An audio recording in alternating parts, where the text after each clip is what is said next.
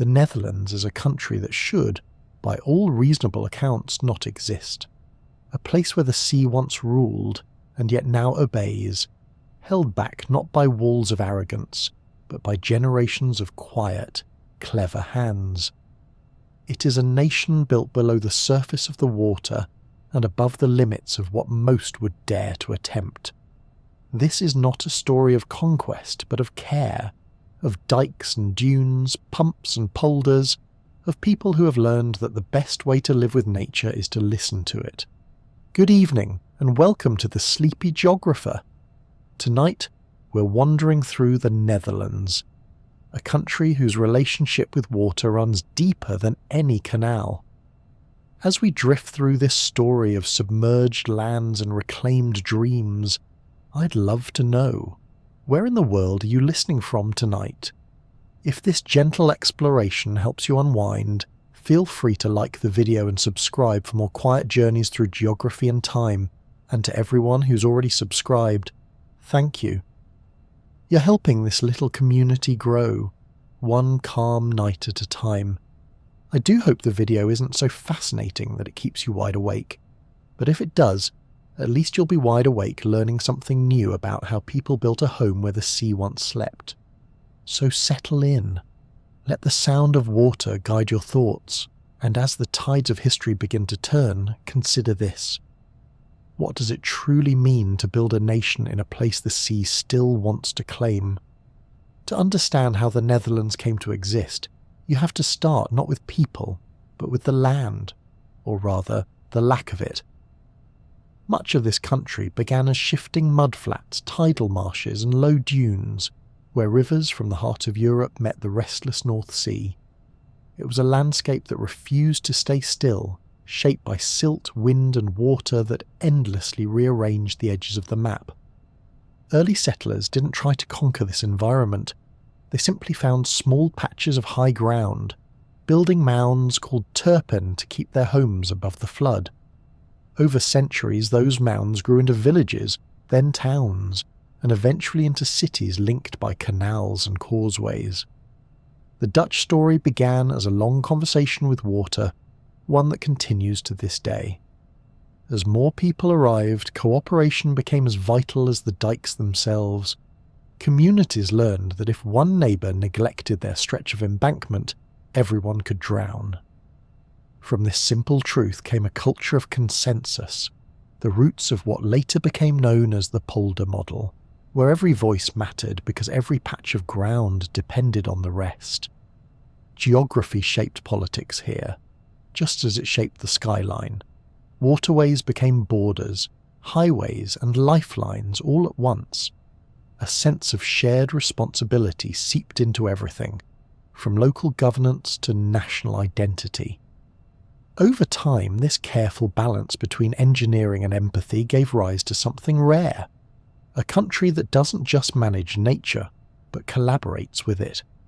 And so, the Netherlands is less a fixed place than a living project. A map always in revision, drawn with pumps, sand and patience. The story that follows isn't about defying the sea, but learning to dance with it. Long before the Netherlands had cities or even stable ground, it had water that couldn't quite make up its mind. Here, the North Sea presses against the continent, and three great rivers, the Rhine, the Meuse and the Scheldt, pour their sediments into its waiting arms. Together they form a restless, shifting delta, one of the most complex in the world. For thousands of years, the boundary between sea and land was less a line and more a suggestion, redrawn by every tide and every storm. Imagine a coastline that never sat still. In the west, wind and waves piled up sand to form long, narrow barrier islands, the Frisian chain, strung like a necklace across the mouth of the North Sea. Behind them, quieter waters allowed mud and silt to settle, creating wide tidal flats and salt marshes. Over centuries, these layers thickened into rich, fertile soil, but also into a trap. When the tides pushed in, the marshes flooded. When they retreated, the land sank a little more under its own softness. The dunes that rose behind the beaches became nature's first defence. These rolling ridges of sand, anchored by tough marram grass, stood as the only barrier between the ocean and the low interior. Without them, the sea would have swallowed most of what is now the Western Netherlands. But dunes shift, erode, and wander under strong winds, so even this natural protection was never entirely reliable. Beyond the dunes lay the peatlands, immense soggy expanses where water lingered and plants decayed faster than they could decompose. Over millennia, layer upon layer of dead vegetation compressed into peat, a spongy, carbon-rich material that the early Dutch would later dig out for fuel. It burned well, but every chunk removed lowered the ground a little further, turning drained bogs into shallow lakes and leaving entire regions even more vulnerable to flooding. The same landscape that offered life and warmth also quietly stole the solid ground beneath people's feet. Sediment from the great rivers brought both promise and peril. Every flood deposited new layers of clay and silt, renewing the soil's fertility. Farmers benefited, at least until the next surge of water wiped everything clean again. The river mouths split and rejoined in endless patterns, carving channels through which both goods and salt water could travel inland. The Dutch learned early that geography here was less a backdrop and more a living character, moody and unpredictable, capable of generosity and destruction in equal measure. For much of history, these lowlands were a mosaic of wetlands, tidal inlets, and shallow lakes.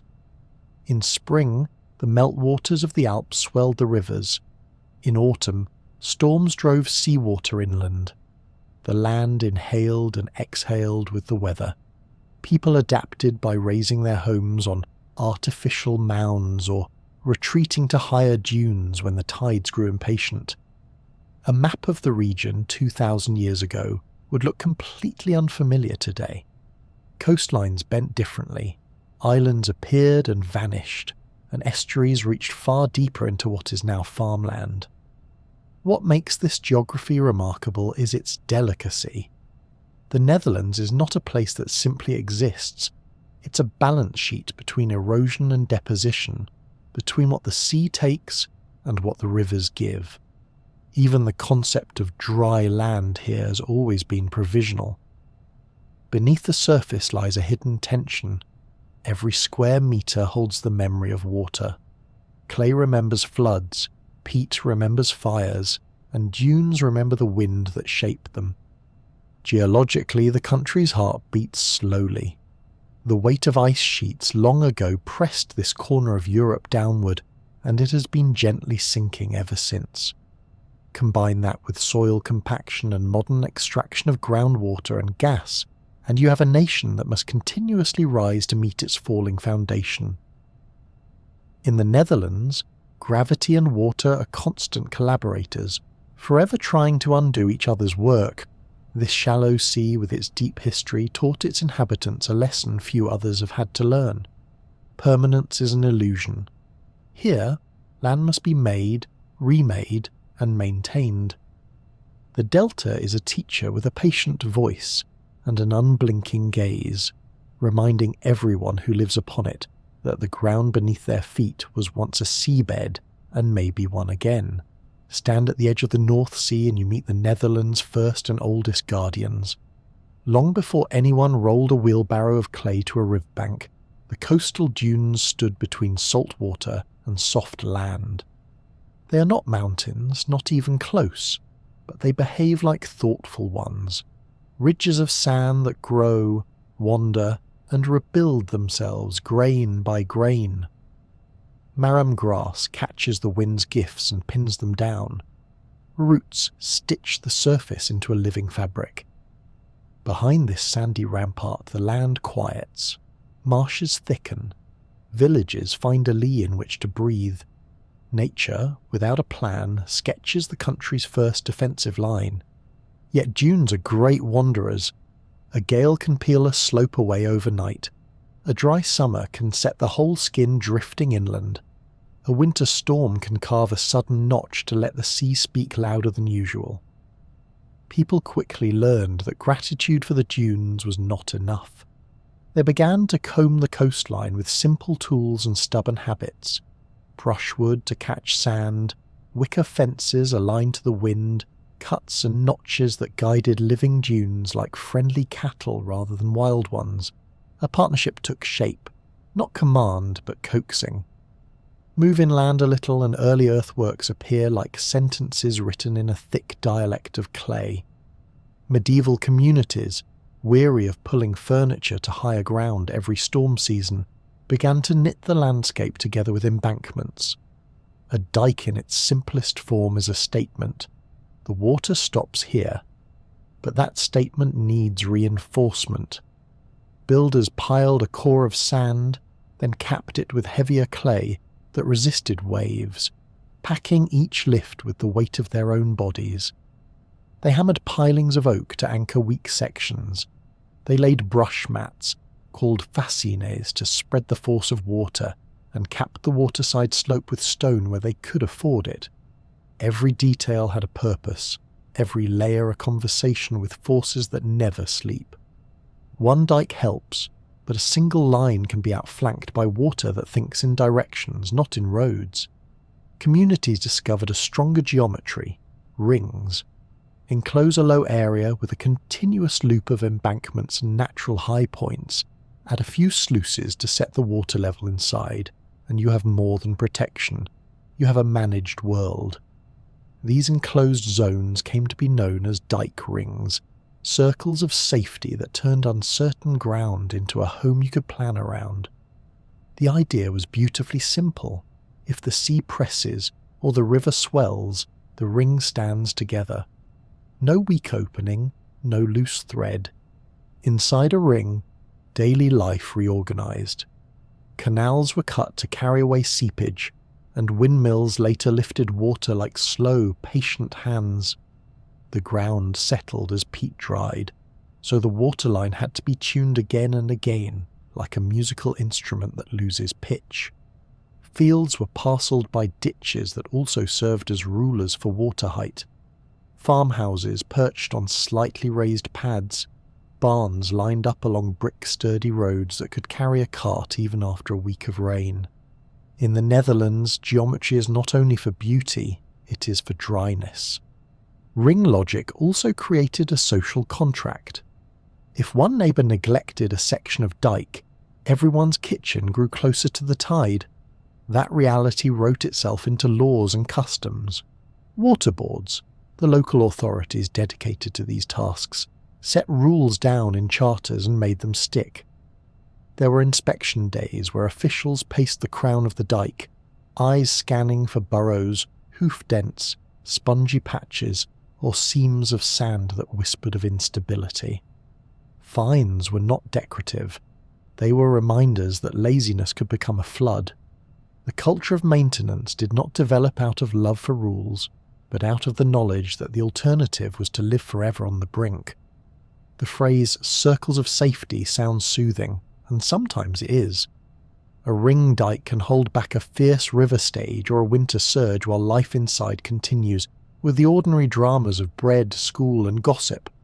But the circle is honest about its limits. When a dike fails, water seeks the lowest point in a violent hurry. Breaches gouge scours called Kalk Lakes, deep bowls where the current spins like a hand drill. Old maps are freckled with these round reminders, little inland seas that mark where clay and courage were not quite enough on a particular night.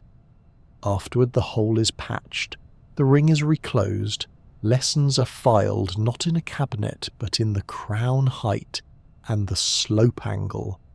This is why rings do not stay the same. They thicken, rise, and sometimes step back to a stronger line. A dike built when populations were small might be perfectly adequate for its time, but growth adds weight and value behind it, and the standard must climb to match the risk. The loop shifts to a higher crown. The outer slope grows gentler to tame wave energy. The inner toe is strengthened to resist seepage that can turn soil to soup. When you look at a cross-section of a modern embankment, You can see the history of anxiety and relief layered like an old tree, each upgrade a ring of its own. The coastal dunes too entered the ring logic. Some stretches were reinforced with planted grasses and carefully placed sand. Others were held with low revetments where currents gnawed too hungrily. Engineers studied how storms bite at a dune and designed for a controlled nibble rather than a sudden mouthful. The aim was not to freeze the coast in place, but to ensure that when it moved, it did so gently and predictably. The first line and the second line learned to sing in harmony. Rings also changed how people read the weather. A storm forecast was not just a note about umbrellas, it became a set of actions. Close this sluice, open that one, lower a polder's water level in advance to make room for what will surely arrive. In some regions, there were even deliberate inundation strategies in extreme cases, allowing certain fields to flood in order to spare a town. The circle's kindness was practical, not sentimental. It protected what must be protected and asked the rest to make a temporary sacrifice. Walking along an old dike, you meet the quiet drama of craft. The crown is kept clear so that a human eye can judge its line. Mole activity is discouraged because tunnels create treacherous shortcuts for water. Sheep sometimes graze the slopes, trimming the grass evenly so roots knit the surface while hooves compact the turf just enough. Where rivers work at the outer face, stone armour lies in interlocking patterns, a mosaic of intention against chaos. None of it is flashy, all of it is essential. What began as embankments around villages gradually scaled up. Rings joined rings, and regional lines tied into a national fabric. Each enclosed area carries expectations, how high the water might reach, how many storms it must endure. Standards rose as understanding deepened. The language of safety became more precise, not merely high enough, but safe for this many chances in this many years, a probabilistic promise built into clay and sand. Even so, the spirit remained the same as those first brushwood fences at the shore. Make a place where life can continue with dignity, and still, maintenance is the hero of the story. It is easier to celebrate building than upkeeping, but a dike is most itself under a pair of boots, a spade testing the firmness of a slope, a hand feeling for the telltale coolness of seepage. There are checklists, of course, and instruments with neat readouts, but there is also knowledge lodged in the body, the weight of a shovel full of wet clay, the way a well-compacted bank sounds underfoot, the rhythm of a healthy drain as it releases the day's patience into a canal. The rings do more than keep water out, they organize human attention. To live inside a circle of safety is to understand your relationship to your neighbours in very practical terms. You share a boundary with water, therefore you share obligations. The festival can wait until the inspection is done. The new shed needs a permit because extra weight near the inner toe matters. The grazing schedule rotates not only for pasture health, but also for the even trimming of grass on the slopes. It is community, measured in centimetres and seasons. When people speak about the Netherlands as if it were created from nothing, they miss the point. The land was coaxed out of risk by drawing lines that could hold. First, the dunes held the line for everyone without asking. Then humans drew their own loops and agreed to tend them. That agreement is the soul of the place. It is not dramatic, but it is persistent. The ring is not a wall against nature, it is a handshake. On one side, water doing what water has always done. On the other, a patient insistence that fields, streets and gardens can endure if everyone keeps the promise. Step down from the crest and look back. The slope is not imposing, the grass is ordinary, the canal beyond is calmly reflective. Nothing here shouts, and yet beneath your feet, clay remembers the energy of 1,000 storms. Wood remembers the blows that set it deep, and stone remembers the last time a wave tried to lift it. The first lines in the water are not lines at all, but loops. living, tended, imperfect, and strong enough to let a nation sleep. Before there were engines and gauges and lights that winked at midnight, there was wind and a need. The lowlands gathered their surplus water in wide, shallow basins, and then needed to lift it, just a little, over an edge into a higher canal that could carry it away. That small vertical difference was the entire trick. Windmills were the first patient lifters, turning air into altitude. Their broad sails caught the prevailing breezes and spun wooden shafts that drove scoop wheels, great paddles turning in an endless circle, scooping water from a polder ditch and tipping it like a ladle into the next level up. Each rotation was a modest victory, a few heartbeats of motion, a few more litres of dryness. Where a single lift was not enough, the landscape learned to stack solutions. A chain of mills would stand at attention, each one handing the water up to the next like a quiet relay team. The lowest mill raised the polder water into a local storage canal. The next mill lifted that water again into the regional bosom, the broad bucket that feeds the rivers. At the end of the chain, gravity and tide would take over. It was choreography as much as engineering, an everyday ballet between breeze gear and basin. When the wind died, the chain rested. When the breeze freshened, the paddles carved their circles and the ditches sighed with relief. The machinery inside those mills was simple in principle and ingenious in practice. Wooden cogs meshed with care, teeth greased with tallow, tolerances judged by ear and fingertip. The scoop wheel was not the only option. The Archimedean screw, an ancient idea, found a welcome here, turning within a trough and lifting water in a continuous spiral. Screws were less fussy about debris and could move large volumes with steady grace. Millwrights chose what the site demanded: a wheel for gentle lifts and soft banks, a screw where a stronger, more reliable push was needed. All that lifting would be wasted without somewhere to send the water, so the land was combed into order. Field ditches led to larger drains, which met straightened canals that aimed decisively for the river mouths. Sluices controlled the exits, their doors responding to pressure differences like careful doormen, opening seaward when the tide fell, closing when the sea returned with its salt and its insistence. Timing became a craft. On a low tide, a sluice might swing wide and the whole bosom breathe out. When the tide turned, the doors kissed shut and the mills went back to lifting, creating space for the next exhalation. Wind worked wonders, but it was a capricious partner. The dream of certainty arrived in the age of steam. In the 19th century, great brick pumping stations rose beside lakes and canals, their chimneys drawing a sky-straight line you could see for kilometres. Inside, pistons marched and flywheels wheeled, driving enormous pumps that didn't care whether the air was still or a gale was blowing. Steam did not replace wind everywhere at once. It appeared first where the stakes were highest and the volumes daunting. Vast lakes that had grown from centuries of peat digging like the Haarlemmer Meer demanded a new scale of ambition. There, a trio of monumental steam engines worked together in the mid-1800s to drink the lake dry and turn its bed into fields and towns.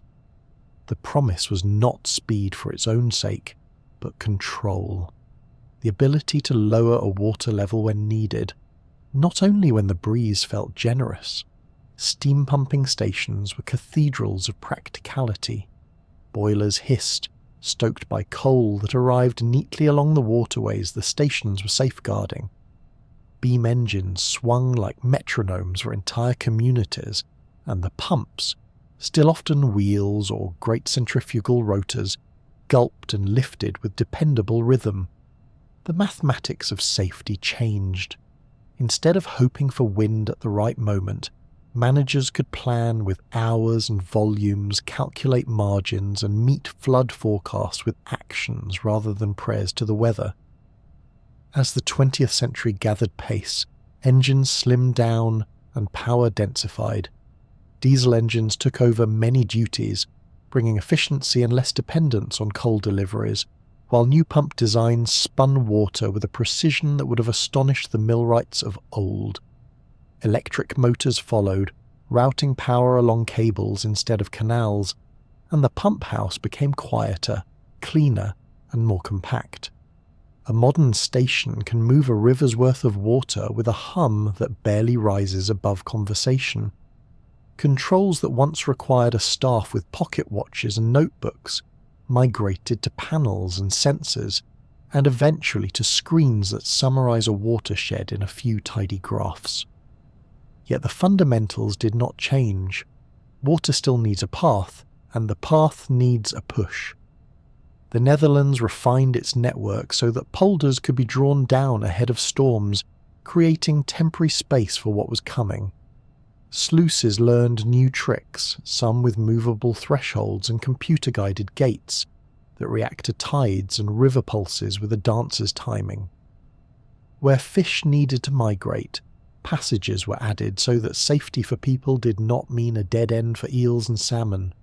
In coastal zones, pumps and gates learned to cooperate with sand nourishment and dune care, recognizing that the best defense is often a duet between machinery and landscape. At night, the quiet heroics begin. Rain crosses the country in long, steady curtains. A river upstream shrugs a little higher in its channel. The tide outside grows stubborn. Inside a brick hall or a steel shed, impellers wake and take their places.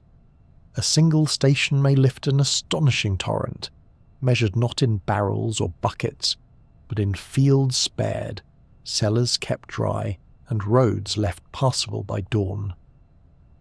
Operators, whether on site or watching from a control room many kilometers away, track levels that rise and fall like breath.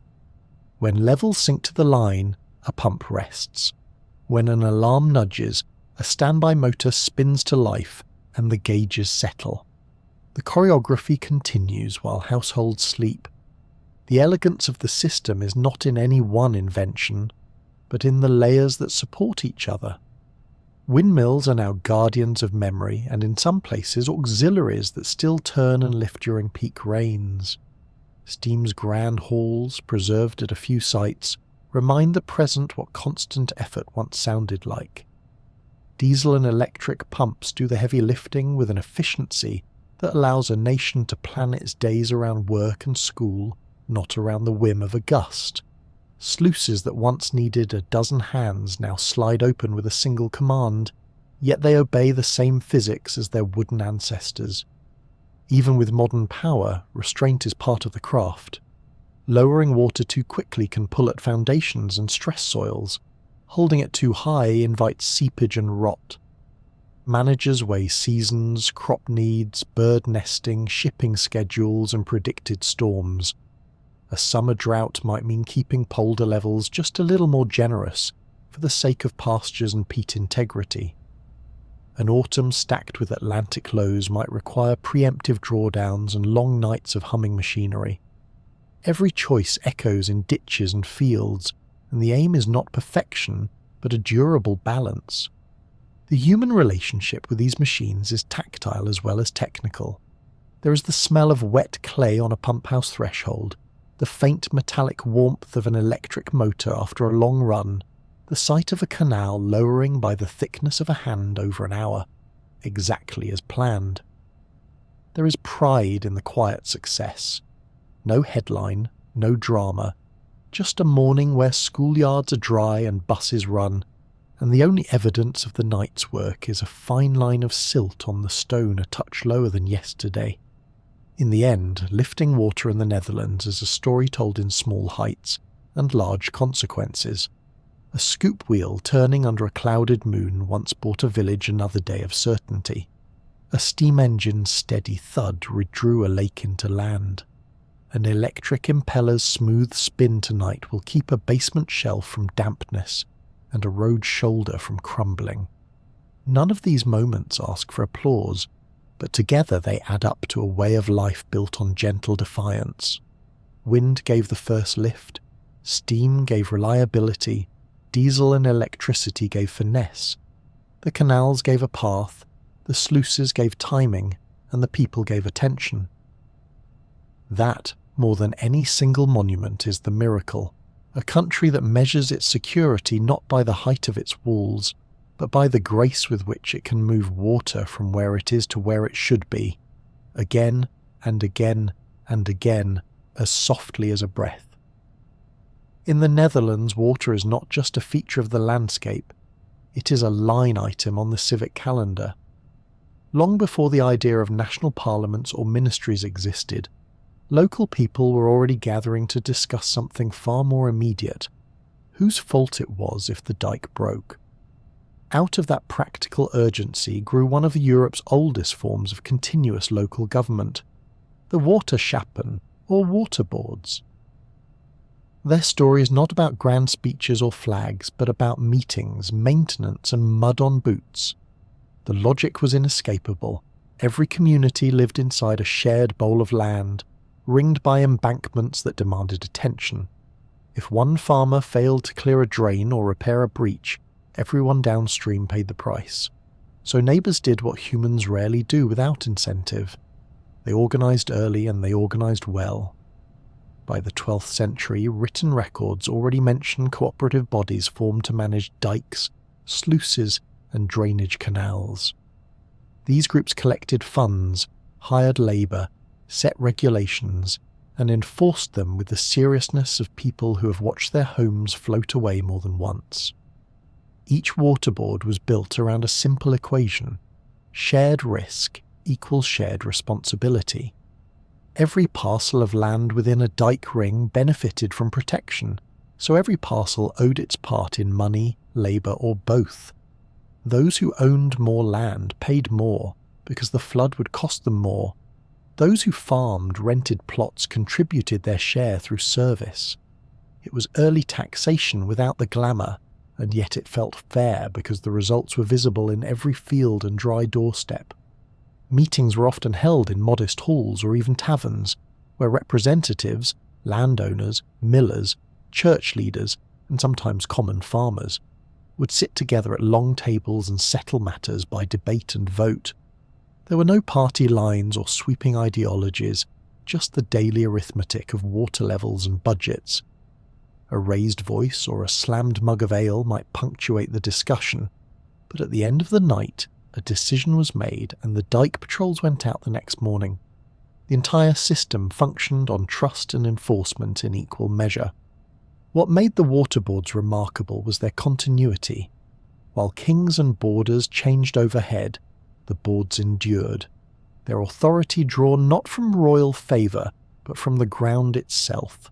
You could ignore a monarch for a season. You could not ignore the tide. Over centuries they codified their roles in charters, some of which still echo through modern Dutch water law.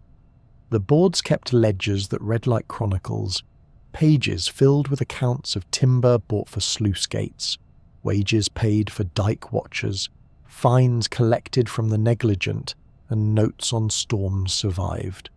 They recorded the steady heartbeat of maintenance that kept the country's skin intact. This pragmatic governance developed its own culture. The Netherlands is famous for consensus politics, but that habit was learned here first. Within a waterboard, every interest needed a voice. Large estates that financed most of the work, smaller farmers whose fields lay closest to risk, towns that depended on trade routes staying open, and even millers who managed the daily lifting of water. Decisions could not simply be imposed. They had to flow like water itself through channels of negotiation. The Dutch later called this the polder model, a term that now describes their national approach to compromise and cooperation in nearly every sphere. It began as hydraulic diplomacy. The waterboards also pioneered accountability. Inspectors walked the dikes regularly, and if they found a neglected section, they had authority to repair it immediately and send the bill to the responsible landholder, often with a penalty added for the inconvenience. Records of these fines survive in neat, slanted handwriting, every entry a small story of human forgetfulness corrected by collective vigilance. There were even water courts for settling disputes, where practical matters like boundary maintenance or sluice schedules were judged with a precision that rivaled any royal court, minus the Whigs. Because the boards were local, their decisions reflected the personality of their region. In the peat-rich north, where subsidence was constant, rules focused on drainage depth and timing. In the riverlands of the south, attention turned to embankment height and silt management. Along the coast, dunes and saltwater intrusion took priority. The variety of conditions created a mosaic of expertise, and over time, cooperation between boards became as essential as cooperation within them. Networks formed, exchanging ideas and strategies, until the entire country could be seen as one giant hydrological conversation. Taxation was not merely tolerated but respected because it was tangible. The levies went straight into timber, clay, and wages, things you could point to. When storms hit, the money's work stood there on the horizon, holding firm. That link between contribution and security made the system resilient even in times of economic hardship. In many ways, it was the most honest form of democracy imaginable. Pay your share, vote your opinion, maintain your stretch of dike, and trust that everyone else will do the same. As the centuries turned, the boards modernized without losing their soul. Steam pumps required new skill sets, and budgets grew to include engineers and machinery. Still, meetings continued, agendas printed, minutes taken. Eventually, the boards merged into larger regional entities to handle ever more complex water systems, but the principles remained untouched. Even today, residents of the Netherlands receive a water board tax bill alongside their municipal and national ones, and they elect representatives to decide how that money is used. The ballots might be digital now, but the spirit is medieval in the best possible sense. Pragmatic, participatory, and personal. It is easy to underestimate the quiet radicalism of this arrangement. While elsewhere in Europe authority was handed down from thrones or cathedrals, here it rose from damp soil and necessity. The water boards proved that governance could flow upward from the people most affected by the outcome. They created a civic rhythm built around listening and balance, much like their hydraulic systems they managed. Too much rigidity, and the structure would crack. Too much flexibility, and it would collapse. Stability lived in between, maintained by constant small adjustments. The Dutch even have a phrase for the feeling it inspires: met de voeten in de klei, literally with your feet in the clay. It means being grounded, practical, and connected to the real work. Every waterboard official, past or present, knows the sensation. Decisions made in meeting rooms eventually find their test out on the embankment, where the wind smells of salt and the horizon measures honesty. So the next time you see a tranquil canal reflecting neat houses and tidy skies, remember that its calm is political as well as physical. Beneath that reflection lies centuries of collective maintenance, taxation, and trust. The Waterschappen are proof that democracy does not need marble halls or banners to endure, only a community willing to meet, measure, and mend again and again. In a land where the difference between dry and drowned can be the width of a spade, the act of cooperation is not idealism. It is survival rendered in clay and consensus. A polder is not simply land, it is an agreement, a pact between people, water, and time. The word itself sounds almost gentle, but its meaning is formidable. A piece of ground reclaimed from water, surrounded by dikes, drained by canals, and maintained with constant vigilance. In the Netherlands, polders are the quiet masterpieces of geography made deliberate. They are where the country's philosophy becomes tangible, where patience and precision turn what was once a lake or marsh into a patterned landscape of fields, roads, and villages. The idea is beautifully simple. You draw a circle of safety with dikes, pump out the water inside and then control what returns. But that simplicity hides a staggering level of detail. Every successful polder begins with its ring, an embankment strong enough to hold back the pressure from surrounding water. Inside that ring, a network of drainage ditches, feeder canals and pumps manages the heartbeat of the land. Each element knows its place. The ditches carry water from the fields, the canals lead it to pumping stations, and the pumps lift it over the dike into a higher channel beyond. Gravity handles what it can. Engineering handles the rest. When the water is first removed from a newly enclosed area, what emerges is rarely solid ground. The exposed surface is a patchwork of mud, silt, and peat that squelches underfoot. It needs to dry, settle, and breathe. Over months, and sometimes years, the land slowly lowers as the moisture drains away and the soil compacts. This process, called subsidence, is both friend and foe. It makes the soil firm enough to walk and build upon, but it also sinks the surface further below sea level, tightening the dependence on pumps. Even after centuries, polders continue to sink, a quiet reminder that the victory over water is never permanent. Once the ground stabilizes, surveyors arrive to draw the grid. This is where the Dutch reputation for straight lines is earned. The layout of a polder is geometric clarity made visible, a lattice of rectangular parcels separated by shimmering ditches. The design is functional. Straight lines make it easier to manage water flow, divide property, and move goods. But there's an aesthetic harmony to it as well. From above, a polder resembles a giant sheet of graph paper shaded in greens and browns, a living artwork in which every line serves both beauty and purpose. Farmsteads rise on slightly raised foundations, spaced at disciplined intervals. Each house stands like a punctuation mark in the rhythm of the fields. A barn, a few trees, a winding access road. The farms are oriented carefully, often along the main drainage canals, so that livestock and machinery can move efficiently, while still allowing for flow and maintenance. Many of these layouts date back centuries, and they still define the character of the countryside today. A polder isn't built once, it's curated indefinitely. Life inside one of these enclosed worlds has always been defined by awareness. When the rain falls for days, people listen not just for thunder, but for the soft sound of pumps working overtime. When frost thickens the canals, it isn't merely a pretty sight. It's a sign that the land's veins are sealed for a moment, that drainage must wait.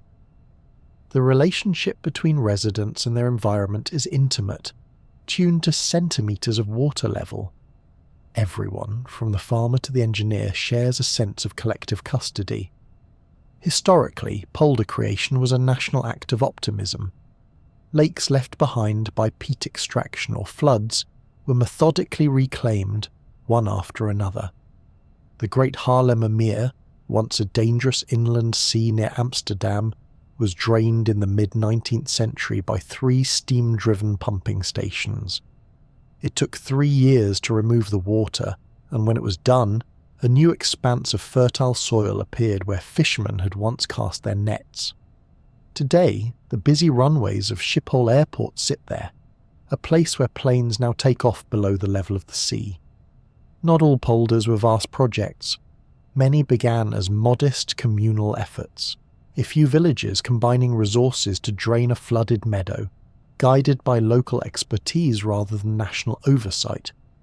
Each successful attempt encouraged another, and by the early modern period, much of the Western Netherlands had been transformed into a mosaic of reclaimed lands. Each polder had its own personality, some rich in clay for crops, others sandy and light for pastures. The boundaries between them are sometimes still visible from the air, marked by subtle shifts in colour, or the bend of a road that once followed a dike line. What makes polders remarkable is how they turn water from an enemy into a managed partner. Every drop that falls or seeps through the soil is accounted for. The water table, the invisible boundary where saturation begins, is adjusted like a thermostat depending on the season or the crop. Too low, and the soil dries and cracks. Too high, and roots drown. The balance is delicate, constantly tuned by sluices and pumps. The Netherlands doesn't just drain its land, it calibrates it, living in dialogue with forces most countries would simply try to avoid. And through all of this, maintenance remains the quiet refrain. Grass on dikes must be trimmed so that roots stay short and dense. Canals must be dredged to prevent silt buildup. Machinery must hum with reliability. The miracle of a polder is not in its construction but in its care. The steady rhythm of inspections, adjustments, and shared vigilance that turns a temporary triumph into a permanent home.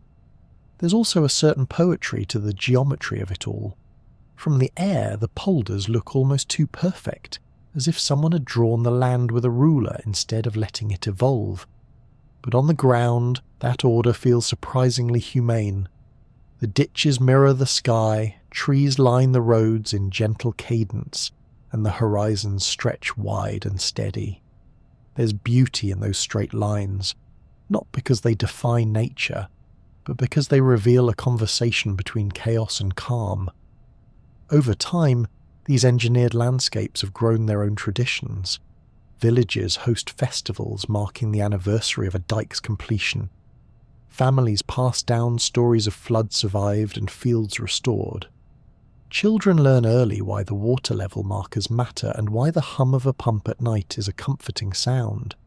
In this way, the polder becomes more than reclaimed soil. It becomes a shared memory, a proof of collective endurance. In a world that often builds to dominate, the Dutch approach feels different. Their land is not conquered so much as negotiated, drawn from the sea through patience, geometry, and humility. A polder begins as a design on parchment, becomes a muddy promise, then settles into the rhythm of life itself. And if you listen carefully, even on the stillest day, you can almost hear it breathe. The faint whisper of water moving through ditches, the steady heart of a pump in the distance, and the quiet confidence of a people who turned the sea into soil and made it stay that way. The Netherlands has always been a country in conversation with water, but in the early 20th century, that conversation took on an entirely new scale. The sea that had once nourished and terrorized the nation, the Zuider Zee, was about to become something altogether different. For centuries, this vast inland bay of the North Sea had swallowed villages during storms, crept further inland with each flood, and demanded constant repair from those living along its shifting shores. But it had also been a livelihood, a cradle of fishing, trade, and maritime skill. To imagine closing it off was unthinkable, until it wasn't. The idea was not new. For generations, engineers had dreamed of taming the Zuider Zee, but the tools and the political will never aligned. That changed after the catastrophic floods of 1916, when storm surges drowned farmland, destroyed dikes, and left entire communities underwater. The disaster made one thing clear. The country needed more than patchwork defences. It needed a plan bold enough to rewrite its own geography. Enter Cornelis Lely, an engineer and statesman with a mind both practical and poetic. He'd spent decades refining the concept of enclosing the Zuider Zee, transforming it into a vast freshwater lake. The logic was elegant. A dam across the narrow neck between Friesland and North Holland would shut out the tides, calm the waves, and allow the water inside to slowly turn fresh as rivers drained into it. Behind this barrier, polders could be created, new land, safe from the sea, and rich for farming. It was an idea so ambitious that it seemed more myth than policy. But by the 1920s, the Netherlands was ready to attempt it. The centrepiece of Lely's plan became the Afsluitdijk, literally the closure dike. Construction began in 1927, with thousands of workers moving mountains of sand, clay and boulders into place.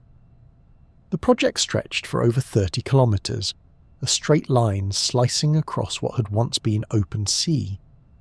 Barges brought materials day and night, while temporary islands were built along the route to serve as work camps and staging grounds. The scale was staggering. This was not a barrier built to protect a single village, but a redefinition of the entire country's outline. When the final gap was closed in 1932, the sea inside began to change almost immediately. Deprived of tides, its waves grew smaller, its salt content began to drop, and its name was reborn, the IJsselmeer, the lake of the river Ijssel. It was no longer an estuary but a freshwater reservoir, feeding rivers, serving agriculture, and eventually becoming a crucial component of flood control. For the first time in centuries, the Netherlands could look eastward across calm water without fearing that the sea might return uninvited. The transformation didn't stop at the dike. Over the following decades, the Dutch turned their attention to the enormous expanse of shallow seabed behind it. The plan was to drain sections in stages, creating polders large enough to host towns, farms, and entire communities. The first of these, the Wieringermeer, was completed in 1930, even before the Afsluitdijk itself was fully finished, a modest proof of concept that demonstrated the feasibility of the larger vision. Then came the Noordoostpolder, drained during the 1940s. Here, engineers and planners had the rare privilege of designing land and settlements from scratch. They laid out straight roads, irrigation ditches, and tree-lined avenues with mathematical precision. At the centre they placed Emmeloord, a perfectly planned town, from which smaller villages radiated outward like spokes on a wheel, ensuring that no farmer lived too far from the services of a community. It was a vision of modern order rising from the ancient sea, functional, balanced, and quietly beautiful. The largest and most ambitious of all came later, the polders of Flevoland, drained in stages through the 1950s and 1960s. What had once been the floor of the Zuiderzee became the newest province in the country, land younger than some of the people who farmed it. Lelystad, named in honour of the man who conceived it all, became its administrative heart. Almere followed, a city built to relieve pressure from the crowded Randstad and now home to hundreds of thousands. Standing in these places today, surrounded by neat rows of trees and canals that have never seen salt water, it's hard to believe that beneath your feet lies what was once a seabed, rippled with a memory of waves. The Afsluitdijk itself remains a marvel of understated engineering. Unlike many grand projects, it isn't monumental in form. No towering walls or ornate facades, just a long, narrow ridge of stone and earth holding back an entire history. Driving across it, you see water on both sides. To the left, the darker, rougher North Sea. To the right, the gentler, pale expanse of the IJsselmeer. Between them lies the line where salt turned to fresh, where chaos became choreography. What's remarkable about this transformation is not just the technical achievement, but the mindset behind it. The Dutch didn't build the Afsluitdijk out of defiance, but out of dialogue. They weren't claiming victory over nature, only rewriting the terms of coexistence.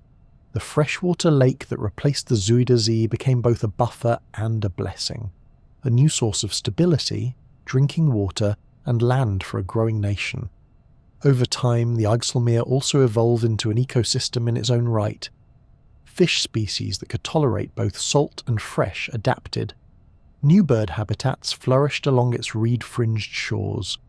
The boundary between nature and design blurred once again, proof that even an engineered landscape can find a kind of equilibrium if given patience and respect. Standing at either end of the Afsluitdijk, you can feel the scale of what was done. It wasn't just a feat of engineering, it was an act of imagination. The Netherlands redrew its own map and in doing so redefined what a country could be. It's easy to see the line of the dike as a wall, but Perhaps it's better understood as a bridge between salt and fresh, old and new, fear and foresight. And in the quiet moments, when the wind runs along that narrow road and the two waters whisper to each other across the stones, you realise that the true power of the Afsluitdijk lies not in holding the sea back, but in showing how a nation can reshape itself without losing its humility. The Netherlands didn't conquer the sea, it edited it thoughtfully, one careful line at a time. On the night of January the 31st, 1953, the North Sea reminded the Netherlands that mastery over water is never final.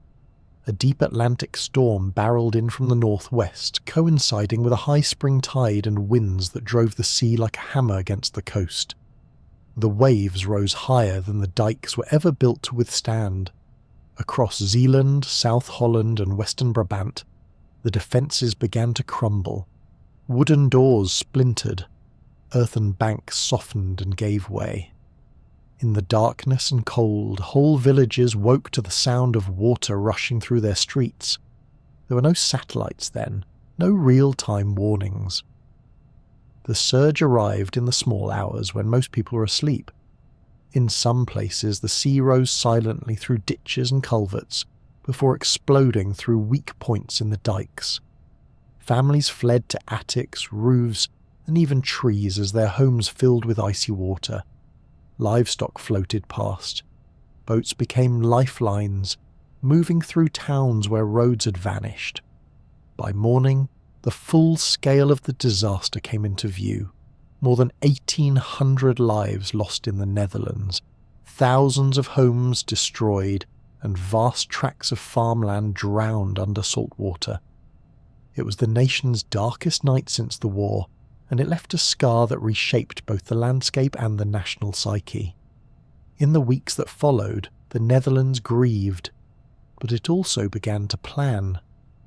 Engineers, politicians and farmers met not in celebration of progress, but in sober recognition that the country's margins had once again proven fragile. The question was not whether to rebuild, but how to rebuild differently. How to ensure that the next storm would find the defences ready. The answer took shape as the Delta Plan, a vision both bold and careful. It aimed to shorten the coastline by sealing off many of the estuaries that had funneled the surge inland, transforming them into calm, freshwater lakes, while preserving key shipping routes. The idea was to create a more compact and defensible boundary between land and sea. Work began in 1958 and continued for decades, culminating in what became known as the Delta Works, a string of dams, sluices, locks, and storm barriers that turned the southern Netherlands into one of the most protected deltas on Earth. The early projects were monumental in their simplicity. Wide estuaries like the Haringvliet, Grevelingen, and Eastern Scheldt were closed by massive dams, each one a feat of engineering that required not just power but precision. Instead of building from the edges inward, engineers worked from the middle of the channels outwards, using floating caissons, giant hollow concrete blocks that were sunk into place at the right moment, sealing the final gaps like puzzle pieces. The logistics alone were staggering. Tides, currents, and weather all had to cooperate. Entire fleets of ships were coordinated to place materials within windows of only a few hours. But the Delta Works were never just about brute force. They were built with a growing awareness that sealing off every tidal inlet would have profound ecological consequences. By the time engineers reached the Eastern Scheldt in the 1970s, environmental understanding had evolved. Instead of a solid dam, they designed something revolutionary, a storm surge barrier that could close when needed but remain open most of the time, allowing tides and marine life to continue their ancient rhythms. It was a compromise and a triumph of balance. The barrier's giant steel gates, each the height of a 10-story building, move only when danger approaches, preserving the saltwater ecosystem that sustains the region's fisheries. Each structure of the delta works has its own personality. The Meslantkering near Rotterdam is a modern descendant of that tradition, a pair of enormous floating gates that swing shut across the new waterway when a surge threatens the city. Open most days, it closes automatically when sensors predict a sea level rise above 3 meters. Its movement is so graceful and slow that it feels almost alive, like a creature stretching before sleep. Together, these barriers form a silent choreography, defending millions while blending almost invisibly into the landscape. The scale of the delta works can be measured in statistics, but its heart lies in something quieter, the moral of the flood that inspired it. The people who designed and built these defences knew that absolute safety is an illusion. They aimed instead for resilience, designing systems that could be strengthened, adapted and refined as knowledge grew. In doing so, they replaced fear with confidence, but not complacency. Maintenance and inspection became national rituals, just as vital as the original construction. The sea was still there, powerful and patient, but the Netherlands had learned to meet it with both respect and readiness. For those who lived through 1953, the memory of that night never fully receded. Many families kept photographs of the floodwaters, reaching their rooftops or marks scratched into barn walls showing how high the sea had come. Every commemorative ceremony since has been held not in triumph, but in reflection. The Netherlands did not declare victory over the sea. It promised never to underestimate it again. Today, when storms sweep in from the Atlantic, satellites track them, barriers stand ready, and sirens are tested with calm precision. Yet the rhythm of vigilance remains human. Somewhere an engineer checks a gauge, a caretaker inspects a slope, and an entire country sleeps under the quiet assurance that someone, somewhere, is still watching the water. The delta works stand as monuments not only to engineering but to humility, the understanding that power over nature is always conditional.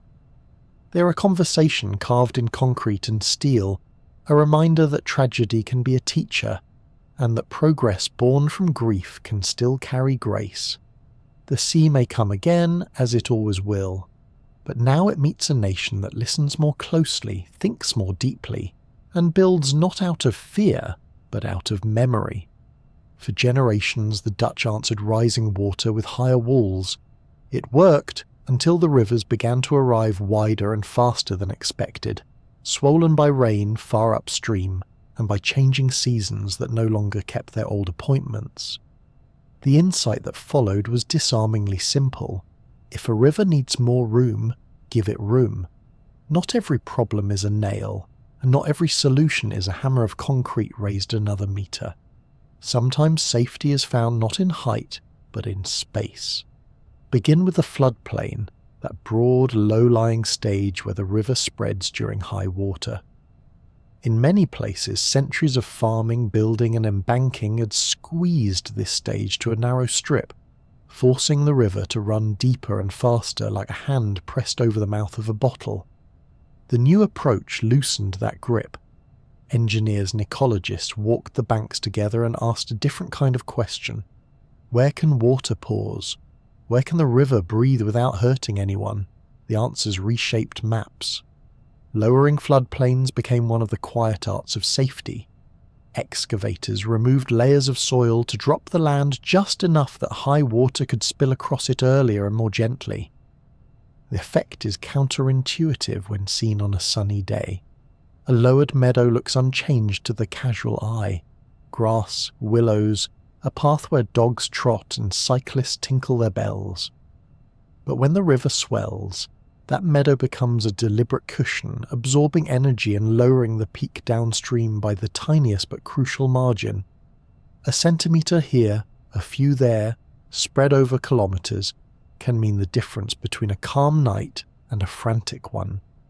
Elsewhere, dikes were invited to step back, not defeated, simply moved. Shifting an embankment away from the channel grants the river a wider corridor, slowing the current and lowering the crest of a flood. The new dike, set on stronger ground and designed to modern standards, protects more confidently from a little farther away. The old line does not vanish. Sometimes it becomes a raised path or a subtle ridge, where wildflowers gather in the lee of the wind. For those who grew up measuring life by the dike's crown, the move can feel like a small grief. Yet the new view, water, reeds, sky, carries its own reassurance. Space made on purpose. Side channels are the river's escape lanes. Cut parallel to the main flow and rejoined downstream, they engage only when levels rise, taking a share of the load like a second door opening at a crowded theatre. In quiet seasons they are tranquil backwaters where fish spawn and kingfishers flick like sparks along the banks. In high water they become serious, shouldering a task with the calm of good design. Add a few gently sloped inlets and outlets, and the whole system breathes with the river's moods. Then there are spill areas, places designed to flood so that other places do not. The phrase sounds sacrificial, but the practice is careful. Farmers in these zones may raise their houses and barns on small mounds, laying out their yards with high water paths and placing machinery where it can be moved quickly. In return, the community gains a predictable basin that takes the sting out of a surge. When the river rages, gates open, and the spill area fills like a slow bowl. Afterward, as levels fall, pumps and gravity carry the water back, and life resumes. It is a choreography rehearsed in blueprints and community meetings long before a drop arrives. The most public example of this new spirit sits near the oldest city in the country. Where a large river squeezes past a town that had grown too close to its banks, planners carved a graceful secondary channel behind a riverside neighbourhood. An island appeared where there had been a peninsula, crossed by new bridges that look almost light enough to float. In summer, people picnic on the sandbars. In winter, the island narrows as water slides into the new room offered to it. The city gained beaches, a park, and a flood safety margin in one gesture. Not a wall, but a widening. Elsewhere, entire polders were rewritten to let the river in during extremes. In one broad riverland, dikes were lowered and broken at strategic points, turning a patchwork of fields into a seasonal wetland. Farmhouses rose onto terps, those time-tested mounds, so that families could stay on their land even when the floodplain did its necessary work. New creeks were allowed to meander, fish found old routes renewed, and birds discovered fresh feeding grounds over winter. A place that once resisted water now stages a graceful retreat when asked, returning to green pasture as the river draws down. Safety, ecology, and heritage share the same address. You can hear the philosophy shift in the vocabulary. Designers speak of conveyance and storage, of roughness and residence time, of letting water linger where it helps and hasten where it harms. Groins, those short stone arms that jut into the channel, are sometimes lowered or reshaped to smooth the current. Obstacles like old industrial embankments are trimmed back.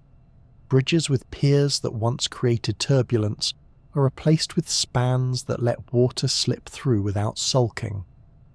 None of this makes for dramatic postcards, but together the measures work like a set of quiet edits that improve the river's grammar.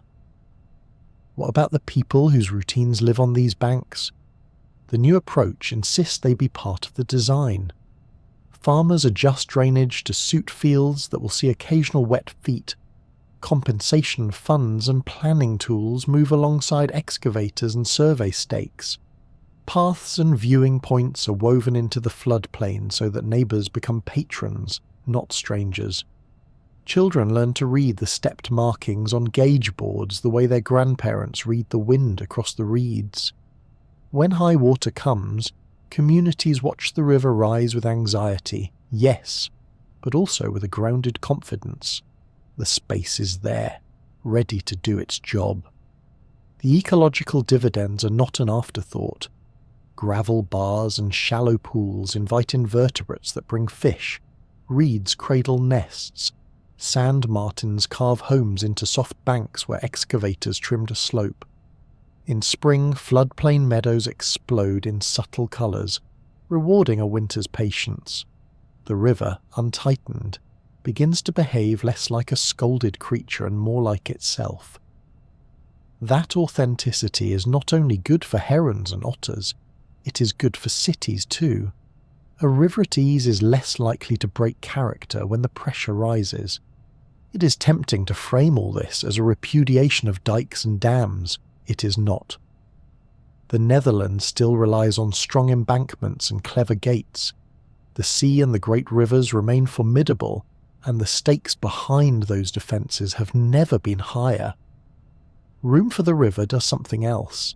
It upgrades the supporting cast so the lead actors are never left alone on stage.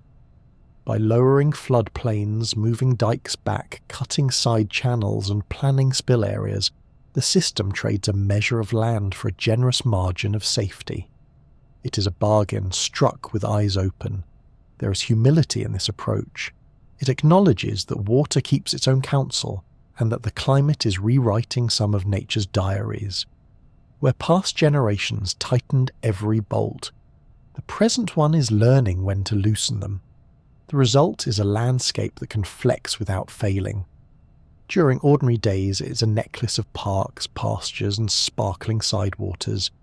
During extraordinary days, it is a machine for moving and holding water, tuned not to perfection, but to forgiveness. On a cold morning, mist drifts just above a lowered meadow and the river moves with unhurried purpose. A jogger taps along the path on the old dike line, gulls turn white arcs in a pale sky, and somewhere upriver a sluice gate tilts to share the load. None of it announces itself. That is the point. Safety hides in the ordinary, in the depth of a side channel, in the gentle slope of a new bank, in a gate that sits idle for 10 quiet months and then, on the 12th, opens exactly as promised. The Netherlands has always been a place where maps are plans, not simply records. Room for the River continues that tradition, but with a softer pencil. It does not deny the flood. It invites it to stay briefly where harm is least and then to carry on. The reward is twofold. A country better defended and a river more fully itself. If you listen in those wide spaces on a high water day, you can hear the idea at work. The soft hiss of current filling new room, the hush of reeds bowing aside, and the steady confidence of a land that has learned, at last, that given a little space can keep a great many people safe. Stand on a Dutch beach on a quiet morning, and the defence line looks anything but martial. A wide strand, a rumour of surf, and behind it a soft green wall of dunes stitched together by wiry grasses. Yet this is the country's first shield. Sand shaped by wind and waves, guided by patient hands. The Dutch learned long ago that along the North Sea, stone alone will not save you. Sand will, if you keep it moving in the right amounts, at the right places and at the right times. Dunes are not static hills. They are living storehouses of sand that trade grains with the wind and the tide, inching and reshaping with the seasons. Marram grass, with its deep, stubborn roots, is the expert tailor here, catching drifting sand and knitting it into slopes that grow rather than collapse. Left alone, dunes can wander inland or wear down under storms. Guided gently, they thicken and rise, buffering the land behind them from waves and from salt. In the Netherlands, dune maintenance has become both craft and science, restoring blowouts, planting grasses, and clearing paths that allow the wind to build ridges rather than scour them. Underpinning all of this is a simple budget that behaves nothing like money. The sediment budget. The coast constantly pays and withdraws sand. Waves and currents move it along shore like a conveyor belt. Storms take big bites. Calmer periods offer slow repayments. If the withdrawals exceed the deposits for long enough, the coastline retreats, and with it, safety. The Dutch answer is to keep the account in the black. That is the logic of nourishment. Add sand where the system is short, then let nature do the distribution. Beach nourishment sounds almost indulgent, but it is meticulous work. Dredgers sail to offshore sand deposits, vacuum up the seabed in huge slurries, and pump the mixture through pipes onto the beach and the shallow shore face. Bulldozers sculpt the fresh sand into a gentle slope. Crews smooth edges and reopen access points. Then the sea takes over, rearranging the new material with the tide until the beach and foreshore settle into a shape that absorbs wave energy without surrendering ground. Instead of a wall that fights every wave, the beach becomes a sponge, soaking up force and turning it into friction and foam. Nourishments can be small and frequent, a top-up for a stretch that is thinned, or larger and less often, adding resilience that will last for several storm seasons. Over the years, engineers grew bolder and more inventive, and the coastline became a laboratory for soft solutions. The most famous experiment looks, at first glance, like a misplaced crescent moon drawn on the water's edge.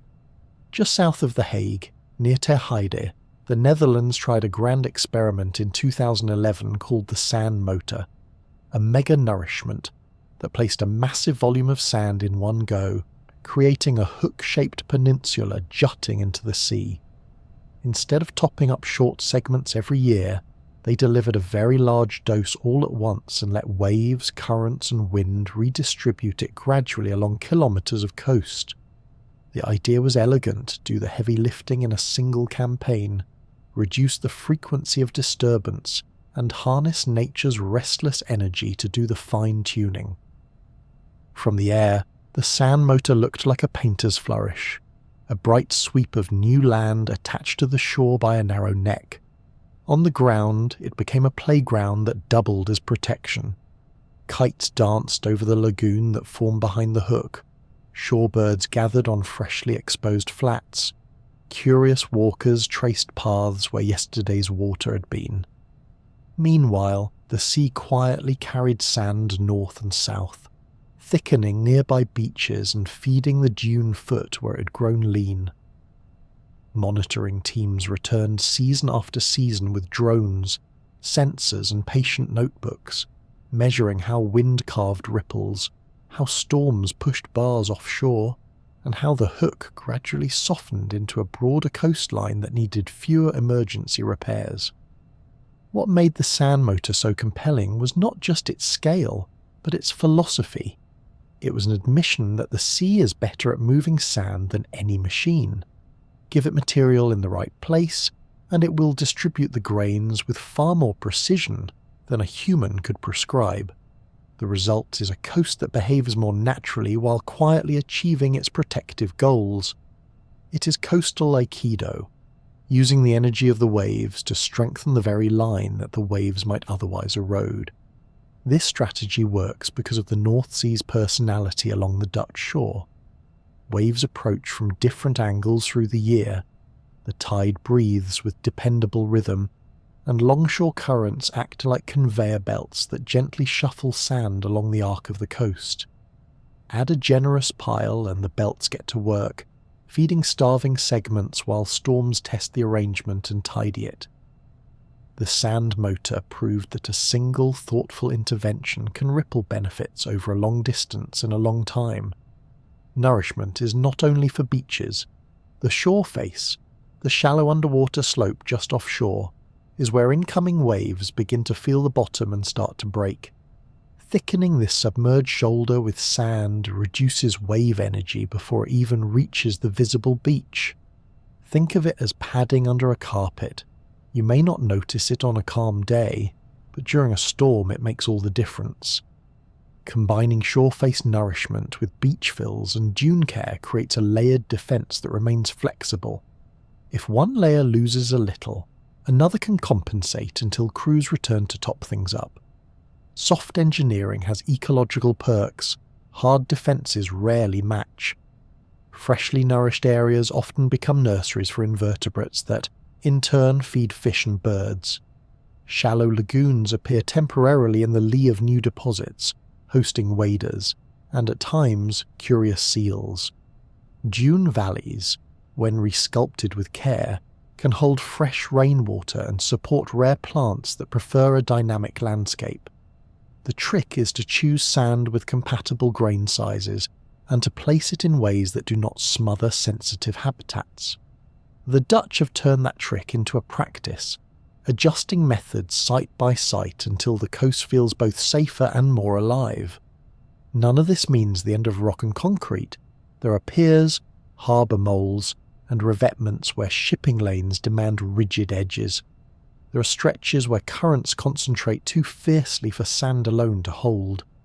But even there, the soft approach often buttresses the hard, taking the sting out of waves before they strike the armour. The result is infrastructure that lasts longer and landscapes that look and feel like beaches rather than fortresses. Sand management also entwines with daily life. A nourished beach does more than absorb wave energy. It welcomes picnics, runners, and families sailing kites. Wider strands offer room for dunes to creep and grow without eating footpaths.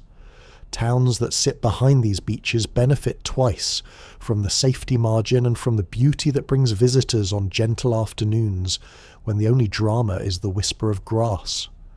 In a country that values both function and calm, that is a satisfying return on investment. There is, however, a discipline to this gentleness. Soft solutions require constant learning. Teams study storm seasons, tweak the timing of dredging to avoid fish spawning, and refine the curves that new deposits should take.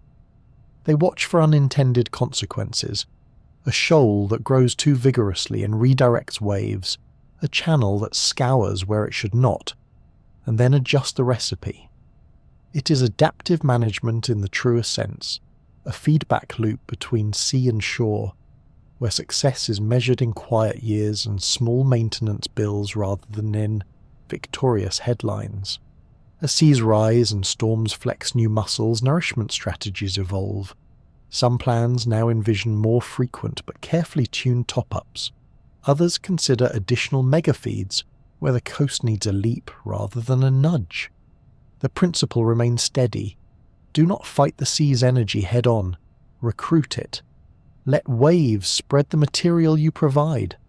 Let wind carry grains up into the grasses, where roots grip and lift the ridge another hand's breadth. Let the coastline breathe, retreat in a little here, advance in a little there, while the line of safety holds steady behind the green hills.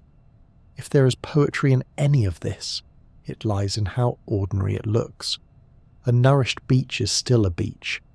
The sand motor, once a bold new crescent, now reads as a wide, generous shore that locals have folded into their routines without ceremony. The most effective coastal defence in the Netherlands is a morning scene you could sketch with 4 soft colours: pale sand, grey-blue water, a strip of green dune, and a sky always a size too big. Somewhere beyond the horizon, a dredger hums like a distant bee. Somewhere in the grass, a beetle climbs a stalk anchored by roots deeper than you would guess. Sand as a shield is not a slogan but a practice, a patient, slightly sandy handshake between people and sea. It accepts that every grain the wind moves today is a small investment in tomorrow's safety. It trusts that the coast, given material and room, knows how to mend itself, and it proves, day after day, that softness can be strong, that curves can defend as well as walls, and that the most reliable guardians sometimes arrive on the tide, glinting in the light, 1,000,000 at a time. Cities in the Netherlands were never built on the land so much as into it. Their streets, foundations and reflections all share one stubborn truth. The ground beneath them was once water, and in many ways still behaves like it. Nowhere is that dance between solid and liquid more elegant than in Amsterdam, a city whose beauty floats as much as it stands. The story begins beneath the cobblestones. The soil of the Western Netherlands is a layered pudding of clay and peat, soft enough that buildings would quickly lean, sag, or vanish without help. The solution, discovered centuries ago, was to drive wooden piles deep into the firmer sand layer below, thousands of them for even a single canal house. Each pile behaves like a slender leg, transferring the building's weight to a depth where the ground no longer shifts. It's said that the Royal Palace on Dam Square rests on over 13,000 of these timber stilts, while more modest homes perch on a few hundred. Without them, Amsterdam would resemble Venice after a rough night out. These piles are not ordinary wood left to rot. They survive because they are permanently submerged in groundwater, where oxygen cannot reach them. Keep them wet, and they endure for centuries. Let them dry, and decay begins almost immediately. That dependency gives the city its curious heartbeat. Maintaining water levels isn't just about canals and boats, but about the very bones of the buildings. Pumps, sluices, and monitoring systems quietly ensure that the groundwater stays high enough to keep those ancient legs asleep in darkness. In this sense, every house is part of the hydraulic network, a private beneficiary of public vigilance. The canal rings that shape Amsterdam's layout were themselves deliberate acts of engineering and aesthetics intertwined. In the 17th century, when trade wealth and population surged, city planners extended the medieval core outward in a series of perfect arcs, each lined with water. These canals served multiple roles at once. They transported goods, drained excess water, provided fire breaks, and reflected the grand facades that merchants built to advertise their fortunes. From above, the design looks like ripples radiating from a stone dropped into a pond, an image that feels poetically apt for a city born of water management. Each canal was flanked by brick quays resting on piles, capped by stone edging that has been repaired and replaced countless times. Bridges crossed them at rhythmic intervals, low and arched, creating that unmistakable pattern of reflections. Circles of light under each span, multiplied at night when lamps shimmer on the water. Beneath those arches, echoes bounce gently between brick walls and rippled surfaces, carrying the faint sounds of bicycles passing overhead or a bell from a distant tower. The acoustics are as much a part of the city's identity as its skyline. The canals may look serene, but they are active, managed spaces. Locks at the city's edges control the inflow of fresh water and the flushing of stale water, keeping the system healthy. Street drains, gutters, and underground channels all connect to this network, meaning that rainfall, groundwater, and canal levels are choreographed daily. Engineers know precisely how high the surface should be. Too low, and boats scrape. Too high, and basements sigh. It is the kind of subtle precision that only a country with centuries of practice could consider routine. Houseboats add a layer of life that is both practical and poetic.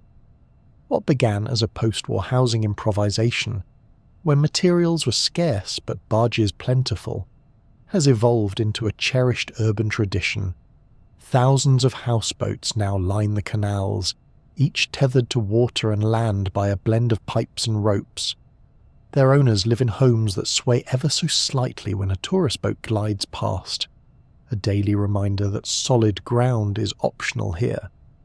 Regulations ensure that these floating residences tie into sewer and power systems, just like their terrestrial neighbours, another example of Dutch pragmatism turned charm.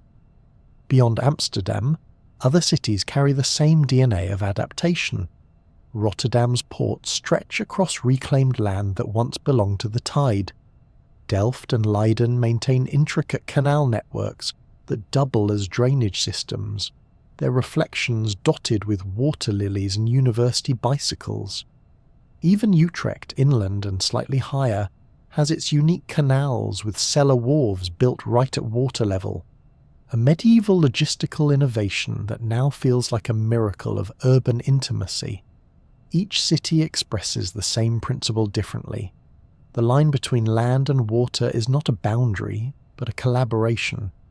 The architecture above the canals is shaped by what lies below them. Narrow facades rise tall and slightly leaning, their widths taxed in older times, but their depth stretching back like rabbit warrens. Iron hooks dangle from gables, not decorative, but functional relics used to hoist furniture through upper windows because staircases were too steep. Inside, timber floors are flexible enough to absorb the gentle movements of the foundations below. The city doesn't stand in defiance of its softness. It moves with it, minutely, gracefully, as if nodding to the ground's slow breathing. Bridges are the punctuation marks in this watery text. More than 1,000 cross Amsterdam's canals alone, each with its own character. Some lift for passing boats, others tilt like polite bows. Many are small masterpieces of brick and iron, adorned with railings that collect thousands of bicycles, the unofficial national flower of the Netherlands. At dawn, the city's bridges hum faintly with the sound of tires on wet stone, a melody of motion that belongs to no single decade. It is easy to forget that each bridge is also part of the water system, engineered with weirs, sluices or culverts that help regulate flow. Everyday life in these cities flows at the same tempo as the water.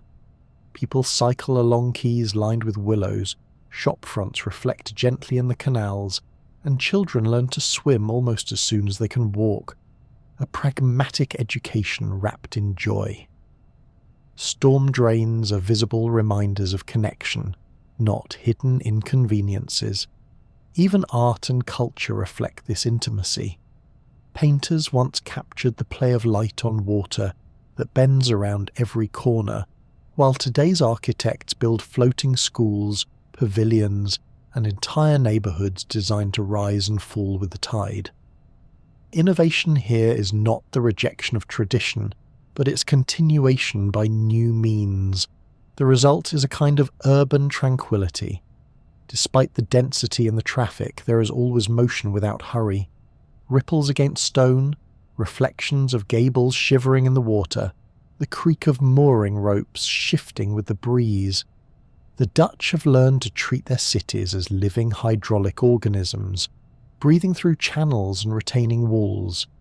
The beauty people admire in Amsterdam's reflections is not just aesthetic, it is functional poetry, a visible testament to centuries of coexistence. A visitor might see the water as decoration, but residents know it as infrastructure, heritage, and neighbour all at once. The canals keep the city afloat in more ways than one. They are the veins that carry not only water but memory, of the marshland that came before, and of the ingenuity that turned it into home. The Netherlands does not merely build around water, it builds with it, brick by brick, pile by pile, ripple by ripple. If the Netherlands were a machine, its ports and waterways would be the humming engine that keeps the whole system running. Geography gave the country an enviable advantage, a coastline at Europe's doorstep and rivers that run like smooth conveyor belts straight into its heart.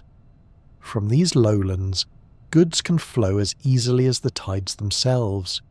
This quiet, practical geography has made the Netherlands one of the smallest yet most connected nations on Earth, the front door to a continent. At the centre of that system lies Rotterdam, the great harbour city of the Rhine-Meuse Delta. For decades it held the title of the world's busiest port, and even now, though other giants have risen in Asia, it remains Europe's undisputed gateway. Here, the geography reads like an instruction manual for efficiency. Deep, wide channels reach far inland, and there are no mountains to slow the journey. Cargo arriving by ship can transfer seamlessly to barges, trains and trucks that spread out across the continent like capillaries from a heart. In the Netherlands, logistics feels less like industry and more like choreography. Rotterdam's port stretches more than 40 kilometres from the city centre to the open sea, a linear landscape of cranes, docks, refineries and vast container fields. The newer Maasvlakte extensions, built directly into the North Sea on reclaimed land, represent the latest act in the country's centuries-long habit of building tomorrow's coastline ahead of schedule. Out here, container ships longer than skyscrapers lie flat unload their cargo beneath an orchestra of cranes that move with the grace of enormous insects. It's hypnotic to watch, mechanical yet serene, a slow ballet of steel and precision guided largely by computers and the sea's own rhythm. From these docks, rivers take over, the Rhine, the Meuse and the Scheldt, ancient waterways that carved the Netherlands into existence, now carry barges loaded with everything from chemicals to cars. The country's inland shipping network is the most extensive in Europe, stretching through Germany to Switzerland and beyond. Barges glide through the landscape at walking pace, carrying thousands of tons more efficiently than any truck could dream of. They are the quiet giants of European trade, almost invisible in their calmness, their wakes smaller than those of pleasure boats that wave as they pass. This fluid geography shapes more than just transport. It shapes thought. Dutch planners have learned to treat the entire country as a connected logistical organism. Highways and rail lines run alongside canals and rivers, complementing them rather than competing. Ports feed directly into industrial zones, greenhouses and distribution centres, forming a continuous chain from ocean to outlet. The landscape may look pastoral, but beneath the surface hums one of the most tightly organised supply systems in the world, a fusion of engineering and geography that turns flatness into power. Even the air joins the network. Schiphol Airport, the main international gateway, sits on what was once the Haarlemmermeer, a lake drained in the mid-19th century by 3 steam pumps that worked for 3 years without rest. Today it is one of Europe's busiest airports, serving as a hub for cargo and passengers alike, and it lies about 4 metres below sea level. Planes taxi and take off on ground reclaimed from water, an almost poetic inversion of gravity's expectations. From the air, the runways stretch like compass points across the reclaimed land, and if you look carefully on a clear day, you can still trace the faint curve of the old lake's outline. Rotterdam and Schiphol work in tandem, complementing each other like twin engines in perfect balance. One handles the great ships and barges, the other the silver flocks of aircraft that link Europe to the world. Together they make the Netherlands a node of constant motion. Goods that arrive in the morning might be halfway across the continent by nightfall. Flowers from greenhouses near The Hague can be harvested, boxed and sold in Paris within a single day. The choreography is invisible to most, but it underpins the rhythm of everyday life far beyond the Dutch borders. The miracle of this efficiency isn't speed for its own sake, it's harmony. The same qualities that keep the sea at bay also keep the economy steady: planning, cooperation, and trust in infrastructure. Water management taught the Dutch that systems must be maintained, not just built. That same mindset governs logistics. Every canal and lock is inspected, every harbour deepened when silt accumulates, every port expansion coordinated to protect both trade and ecology.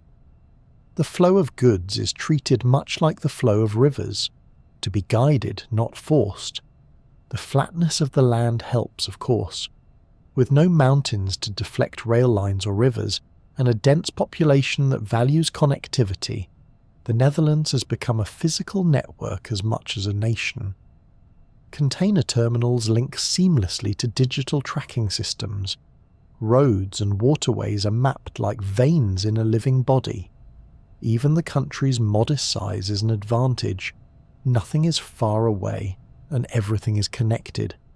The Dutch often joke that you can stand anywhere and be at the centre of something important, and in this case, it's true. The history of this logistical genius goes back centuries. The same merchant instincts that built the Dutch East India Company in the 17th century still inform the nation's approach to trade today, though the ships have changed shape. Then it was spices and silk arriving from the East Indies, Now it's microchips, machinery, and raw materials from every corner of the globe. Yet the philosophy remains: connect, distribute, balance, and adapt. The Dutch never hoard opportunity, they move it. Even the landscape of Rotterdam tells this story of resilience and reinvention.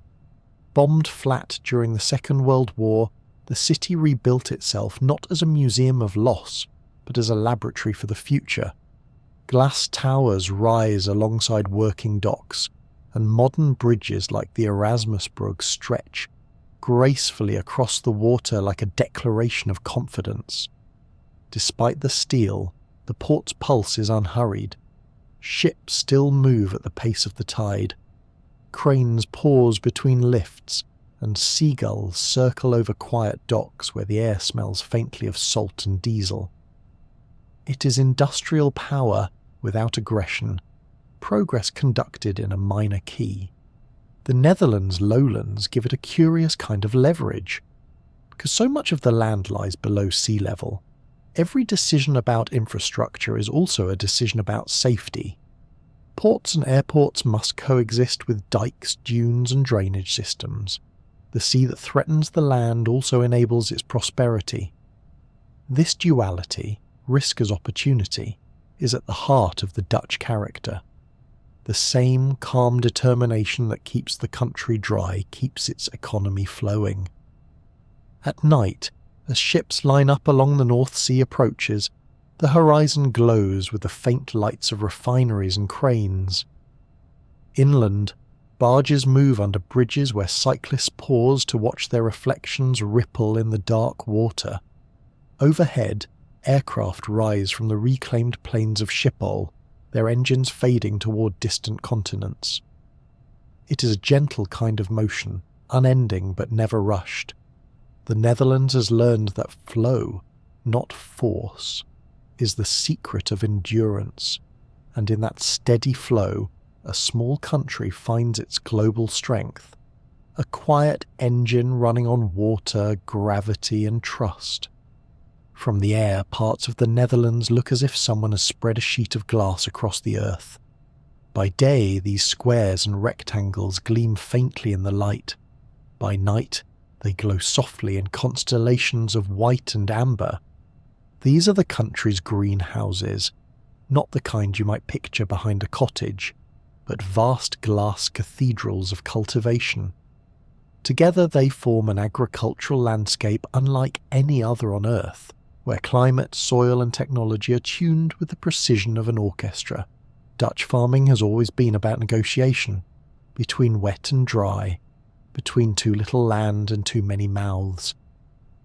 The result is a culture of ingenuity that treats geography as a partner rather than a limitation.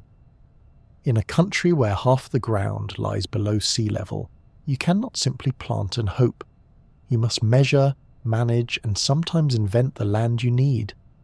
Agriculture here is less a battle with nature than an elaborate waltz. Nowhere is this clearer than in the greenhouse clusters around the Westland region, near The Hague. On a misty morning, the glass roof stretched to the horizon like a modern mirror of the old polders, grids of controlled climate and measured light. Inside, tomatoes climb string trellises taller than people, lettuce floats in shallow trays of nutrient-rich water, and sensors track humidity and carbon dioxide levels with unblinking precision. Nothing is wasted. Water is recycled, heat is recovered, and pollination is often carried out by small armies of bumblebees, imported for their work ethic and gentle manners. The scale is astonishing. The Netherlands is one of the world's largest exporters of agricultural products, second only to the United States, despite being smaller than many American states. Much of that success comes from making space perform double duty. Every hectare is designed to yield as much as possible while consuming as little as necessary. Artificial lighting extends daylight hours in winter, while computer-controlled curtains shade plants in summer. Even the rain that falls on the roofs is captured, filtered, and stored for later use, a perfect example of turning the country's greatest challenge into a dependable ally. But glass is only half the story. Step outside the greenhouses and the other face of Dutch agriculture reveals itself. A patchwork of green fields crisscrossed by silver ditches, dotted with cows that look as if they've been placed there by an artist's careful hand. These meadows are not just pretty, they are the product of centuries of water management. Beneath the grass lies peat, a dark and delicate soil that holds moisture like a sponge. Drain it too much, and the ground subsides. Drain it too little, and the roots drown. Farmers and water boards collaborate to maintain water tables at just the right depth, often within a few centimetres of target. This balancing act is as much about ecology as economy. The same ditches that carry excess water away also serve as habitats for fish, frogs and insects, and as hunting grounds for the black-tailed godwit, the elegant wading bird that has become a symbol of Dutch meadow life. Its presence is a quiet measure of success. Where godwits nest, the land is usually healthy. In recent years, efforts have focused on restoring these wetlands, adjusting mowing schedules, raising water levels slightly and creating shallow pools, all small gestures that add up to a landscape more resilient to both drought and flood. The relationship between water and soil is even more complicated in the peat areas of the north and west. As peat dries, it oxidizes and shrinks, causing the land to sink further. In some regions, farmers now face the paradox of pumping water out to keep fields dry while knowing that every litre removed speeds up subsidence. Solutions include switching to wetter crops like cattails or reed for construction materials, experimenting with floating agriculture, and developing paludiculture, farming that works with wetness instead of against it. It's a reminder that even centuries-old systems must keep evolving, just as the landscape itself does. The dairy sector remains a cornerstone of Dutch identity. Cows here are not an ornament of the countryside, they are part of its design. Grazing animals help maintain the open, flat character of the polders, keeping the grass short and fertilized while converting it into the milk that fuels an entire culinary culture. Dutch cheese, exported everywhere from Berlin to Beijing, begins in these quiet fields where cows move between ditches under skies so wide they seem to have their own weather. Milking parlours are increasingly automated, with robots that recognize each animal and adjust suction and feed accordingly. Technology hums softly in the background, but the rhythm of morning and evening milking still sets the day's pace. Precision has become the signature of modern Dutch farming. Sensors in the soil measure moisture, drones map crop health from above, and GPS-guided tractors follow lines so accurate they could be drawn with a ruler. Irrigation systems deliver water drop by drop directly to roots, ensuring not a single litre is wasted. Even in open fields, weather data and satellite forecasts help farmers decide when to plant, water, or harvest. What once depended on intuition now blends instinct with information, giving the land exactly what it needs, no more, no less. Yet amid all this modernity, the countryside retains a sense of calm continuity. In spring, fields of tulips bloom in precise stripes, their colours reflected in the mirror of the drainage ditches. In summer, the meadows hum with insects, and the low calls of cattle drift across the water.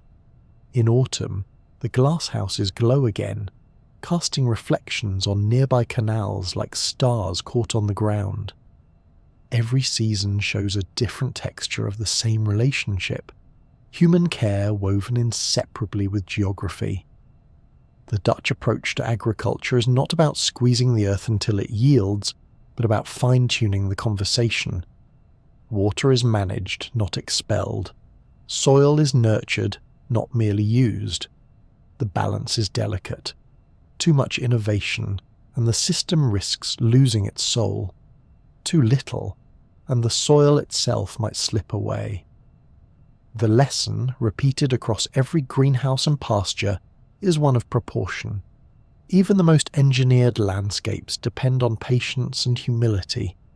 So when you see the Netherlands from above, the checkerboard of green fields and shining glass, you're really looking at an ecosystem that breathes through pumps, canals, and roots alike.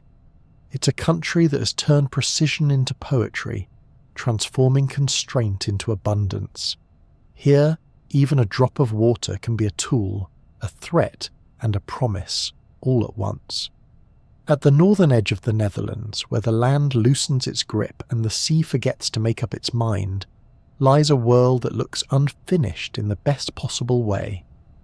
At low tide, the horizon broadens into gleaming mudflats, cut by shallow creeks that snake toward the open water. Sandbars breathe into being and then slip away again. Islands migrate like quiet animals. This is the Wadden, a tide-made landscape that refuses to stand still, and a reminder that nature here is not a museum exhibit but an ongoing conversation. Walk out carefully on a guided route and you feel the ground give slightly underfoot, cool and grainy, alive with burrowing clams and little crabs that scuttle sideways as if embarrassed to be seen. Curlews call with that liquid questioning note that carries farther over flats than it does over meadows, and flocks of knots and dunlins turn as one body in soft silver waves. Twice a day the sea rolls in and covers everything, softening all evidence of your passing. Twice a day it withdraws and reveals a whole pantry for migrants travelling vast distances along the flyway between the Arctic and Africa. The Wadden Flats are not edges, they are foundations. For millions of birds, this place is the difference between scarcity and arrival. The barrier islands that guard this shallow interior are themselves stories in motion. Wind and current reshape their beaches and dunes with every season. Villages sit back from the surf behind amphitheatres of marram and willow, watching as the shoreline advances and retreats like a thoughtful tide. On one beach you might find driftwood from a far coast. On another, a new sand spit forms a lagoon that did not exist last year. The maps are true for a while and then politely outgrown. To live here is to accept that the line between land and water is a braided ribbon, not a ruler's stroke. Farther south and inland, the Dutch are rewriting what wild can mean in a country that has measured almost everything. Marshes that once were drained have been re-wetted. Former fields now host reed beds that sway like satin under the lightest breeze. In some places the water table has been allowed to rise just enough to invite sedges and rushes back, giving amphibians a passport and dragonflies a runway. The logic is deceptively gentle. Lower a bank, move a ditch, lift a sluice just a little, and let wetness do the design work. Marsh restoration here is less about fencing off mystery and more about coaxing older memories to the surface. One of the most telling experiments sits not on the coast, but within a man-made lake born when the sea was turned to fresh water. Out in the Markermeer, a scatter of new islands has been built from sand and silt that once drifted uselessly in the water column. These islands are arranged to cradle quiet lagoons and shallow pools, perfect for nesting birds and fish nurseries. From above, they look like a handful of petals dropped onto a blue tablecloth. From the shore, they are busy with tern cries and the rustle of reed warblers. What was once a turbid, wind-stirred basin now holds pockets of clarity and life, created not by armouring the shore, but by adding shape and shelter to invite ecology back in. Elsewhere, a stretch of reclaimed land that never quite decided whether it wanted to be farm or fen has become a stage for a different kind of rewilding. Herds graze wide reed beds and rough grasslands, shaping the vegetation in broad strokes like living lawnmowers with opinions. Water levels rise and fall through the year, inviting herons to stalk the shallows in spring and geese to carpet the meadows in winter. The scene is not a return to some imagined past. It is a new balance made from modern ingredients. There has been debate, of course, about animal welfare, about numbers, about management, and those debates have sharpened the project rather than diminishing it. The lesson is consistent. Even wildness needs a steward's eye when it lives within a nation of people and pumps. Along the coast, salt marshes are being given room to unfurl. In places where old seawalls stood like clenched fists, they have been set back or lowered, allowing tides to flood gently over wide, flat terrain where glasswort, sea lavender and cordgrass stitch the mud into green tapestry. These marshes' slow waves capture sediment and grow upward with sea level, storing carbon as they thicken. Geese graze the edges, and in autumn the plants redden like a blush spreading across the shore. Managed realignment sounds stern, but in practice it feels like an exhale, a letting in that makes the whole body stronger. On reclaimed ground that once echoed with the clink of surveyors' chains, brand new reserves emerge with a different brief. Some polder edges have been redesigned to create shallow, stepped shores where fish can spawn, and reed beds shelter chicks from wind and foxes. Old ditches are widened into sinuous creeks. Small islands are raised just above typical high water to offer dry, safe nursery space. Paths draw loops through the new habitats, but boardwalks and seasonal closures keep curiosity from becoming pressure. The aim is not to banish people, but to teach a shared rhythm. Nesting comes first in spring. Human footsteps take their turn a little later. Balancing access, safety and species is where the Netherlands seems most itself. A levee that was once only a line of defence might now carry a bicycle path with viewing platforms, so that families can watch spoonbills sift the shallows and still be home before dinner. In floodplain parks, side channels double as playground geometry for canoes in summer and as pressure relief valves in winter. Signs explain why a gate is closed for a month and point to an alternative path that is just as lovely. You begin to realise that rules here are not walls. They are courtesy extended to lives that share the address. The science beneath this gentleness is precise. Managers track sediment budgets for shorelines as carefully as accountants track ledgers, ensuring that what storms borrow can be repaid with nourishments placed where currents will carry them to need. Water levels in restored marshes are tuned by centimetres to keep peat from drying and to discourage predators from easy access. In new island clusters, lagoon inlets are angled to let sunlight in but keep the fetch short enough that small waves cannot undo young reed shoots. Sensors listen for fish moving through passes at night. Cameras confirm whether a shy rail dared cross a new culvert. Data here is not decoration. It is the quiet spine of decisions. Of course, nature does not always read the plan set. A channel intended to carry sediment may become more ambitious than expected. A dune gap may offer itself too freely to a storm. The response is rarely to scold the landscape into obedience, but to adjust the geometry and watch again. This is adaptive management written in lowercase. Try, learn, refine.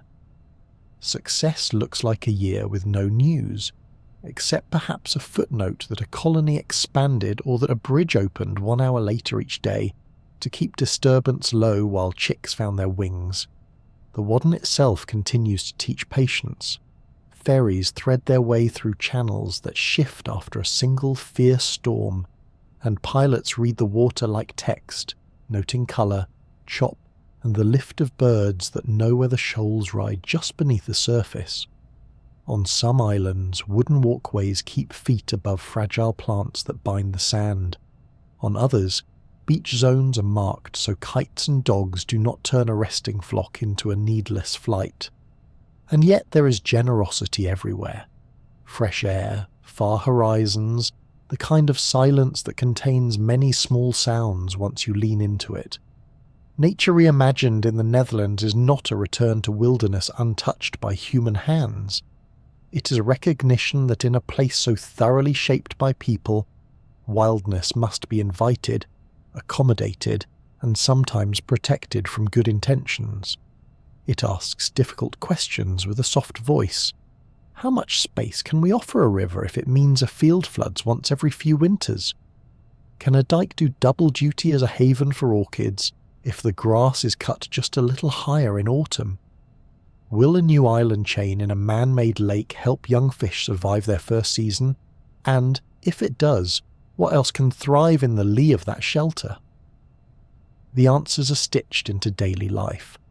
School groups pull on boots and follow rangers out onto the flats to learn the names of birds that travel farther in a year than most of us will in a decade. Birdwatchers share sightings from hides that look like minimalist sculptures. Farmers adjust mowing dates along ditch edges so that chicks can outrun the blades. Summer visitors leave footprints that the tide erases, and winter gales redraw the coast with a blunt pencil that planners respect and then annotate. In the deep past, the lowlands were a frontier where sea and river tussled without referees. In the modern Netherlands, the referees have learned to move the lines rather than simply blow the whistle. Tidal flats are protected, marshes are given room to breathe, and new wilds spark into being on land that once wore grids like a pressed shirt. None of it pretends that water will cease being itself. Instead, it accepts that the resilient future is a mosaic, not a monolith. A place where a bellboy tolls beyond the bar, a curlew writes its question into the wind, and the map of tomorrow includes both a safe harbour and a space left intentionally blank for nature to fill. Water is not just part of Dutch geography, it's part of the country's imagination. It fills its art, seasons its language, and lingers in the rituals of daily life. You can feel it in the rhythm of a sentence, see it in the soft edges of a painting, and hear it in the collective sigh when the canals freeze. To understand the Netherlands, you have to understand how water has shaped not only the land but the Dutch sense of self. Take the paintings. For centuries, Dutch artists have stared at skies that take up 2/3 of the canvas and seas that shimmer with moods rather than colours. The landscapes of the Golden Age weren't grand mountain vistas or romantic forests. They were horizons so low they felt like an act of humility. Jacob van Ruysdael painted clouds as sculpted as cathedrals, hanging over rivers and dunes. Albert Cuyp caught light as it diffused through mist rising off a canal. Later, the Hague School softened those same tones into tender greys and blues, showing farmers, barges, and wide fields stitched by drainage ditches. Even when painters turned their eyes inward, the reflection of water remained, in the glint of a jug on a table, or the sheen of rain on cobblestones outside a window. Dutch art, at its heart, is a long conversation with atmosphere. That sensitivity to light and water runs deeper than aesthetics, it's cultural literacy. When the sky's often low and the air is often damp, you learn to read subtlety. The Dutch developed a palette of restraint, muted tones, careful lines, a kind of visual modesty that matches the flatness of their land. Even modern design carries this inheritance. Architecture that prizes clarity and calm, fashion that avoids excess, gardens where nothing tries too hard. There's elegance in utility and beauty in things that last through weather. The Dutch language itself carries the fingerprints of its environment. Words like polderen have no perfect English translation. It means to reach consensus through patient negotiation, literally to make a polder together. It describes politics, business, even family discussions. There are dozens of words for rain: soft rain, sideways rain, stubborn rain, and for wind that sneaks through a gap no one expected. Expressions drawn from water flow through daily speech. High water for crisis, dry feet for safety, flowing smoothly for success. In a sense, the Dutch don't just speak about water, they think with it. Seasonal rituals also reveal the country's hydraulic soul. When winters are cold enough, not every year but often enough to keep hope alive, the canals freeze and the nation collectively forgets adulthood. Skates appear as if from nowhere, sharpened in kitchens and sheds, and the sound of steel on ice becomes the anthem of joy. Whole families glide down frozen canals past church towers and windmills, wrapped in scarves the colour of old paintings. For a few days, geography flips, water becomes land, and the Netherlands becomes a single, glittering playground. At the heart of this winter dream lies the legend of the Elfstedentocht, the 11 Cities Tour, a 200-kilometre skating marathon through the province of Friesland. It has only been held 15 times since its founding in 1909, the last in 1997, but every time the temperature drops, the country's collective heart beats faster with the question, will it happen this year? News bulletins follow ice thickness like weather reports. When conditions fail to cooperate, people still skate wherever they can, because the act itself, gliding over what is usually forbidden, feels like participating in a national miracle. When the thaw comes, the water gives something else back. Celebration. In spring, canal boats fill with flowers and music. On King's Day, the waterways of Amsterdam turn orange as thousands of boats drift in cheerful congestion. There's laughter, brass bands, and the smell of fried snacks mixing with diesel and tulips. It's chaotic but good-natured, the kind of well-managed disorder that feels uniquely Dutch. The water, once feared, turned into a stage for joy. Everyday rituals also carry small nods to this aquatic intimacy. People check the weather forecast not just for rain, but for the quality of rain, fine or heavy, steady or passing. Bicycles come equipped with built-in rain guards and panniers lined like miniature boats. Umbrellas are treated not as accessories but as survival tools. Cafes glow on wet evenings, offering shelter from drizzle that feels more like a condition than a moment. Inside, coats steam gently by the door while people nurse small cups of coffee and watch drops chase each other down the windows. It's not just endurance, it's affection. The rain defines the texture of ordinary life, and the Dutch have learned to find comfort within it. Even festivals that have nothing to do with the sea seem to nod to its presence. Sailing events like Sail Amsterdam turn the harbour into a forest of masts every 5 years, reminding everyone that trade and exploration once began here.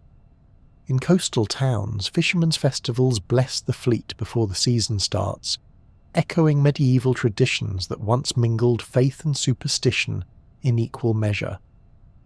Water is not only a livelihood or a risk, it is a backdrop to community, ceremony and belonging. The Dutch relationship with water has also shaped their temperament.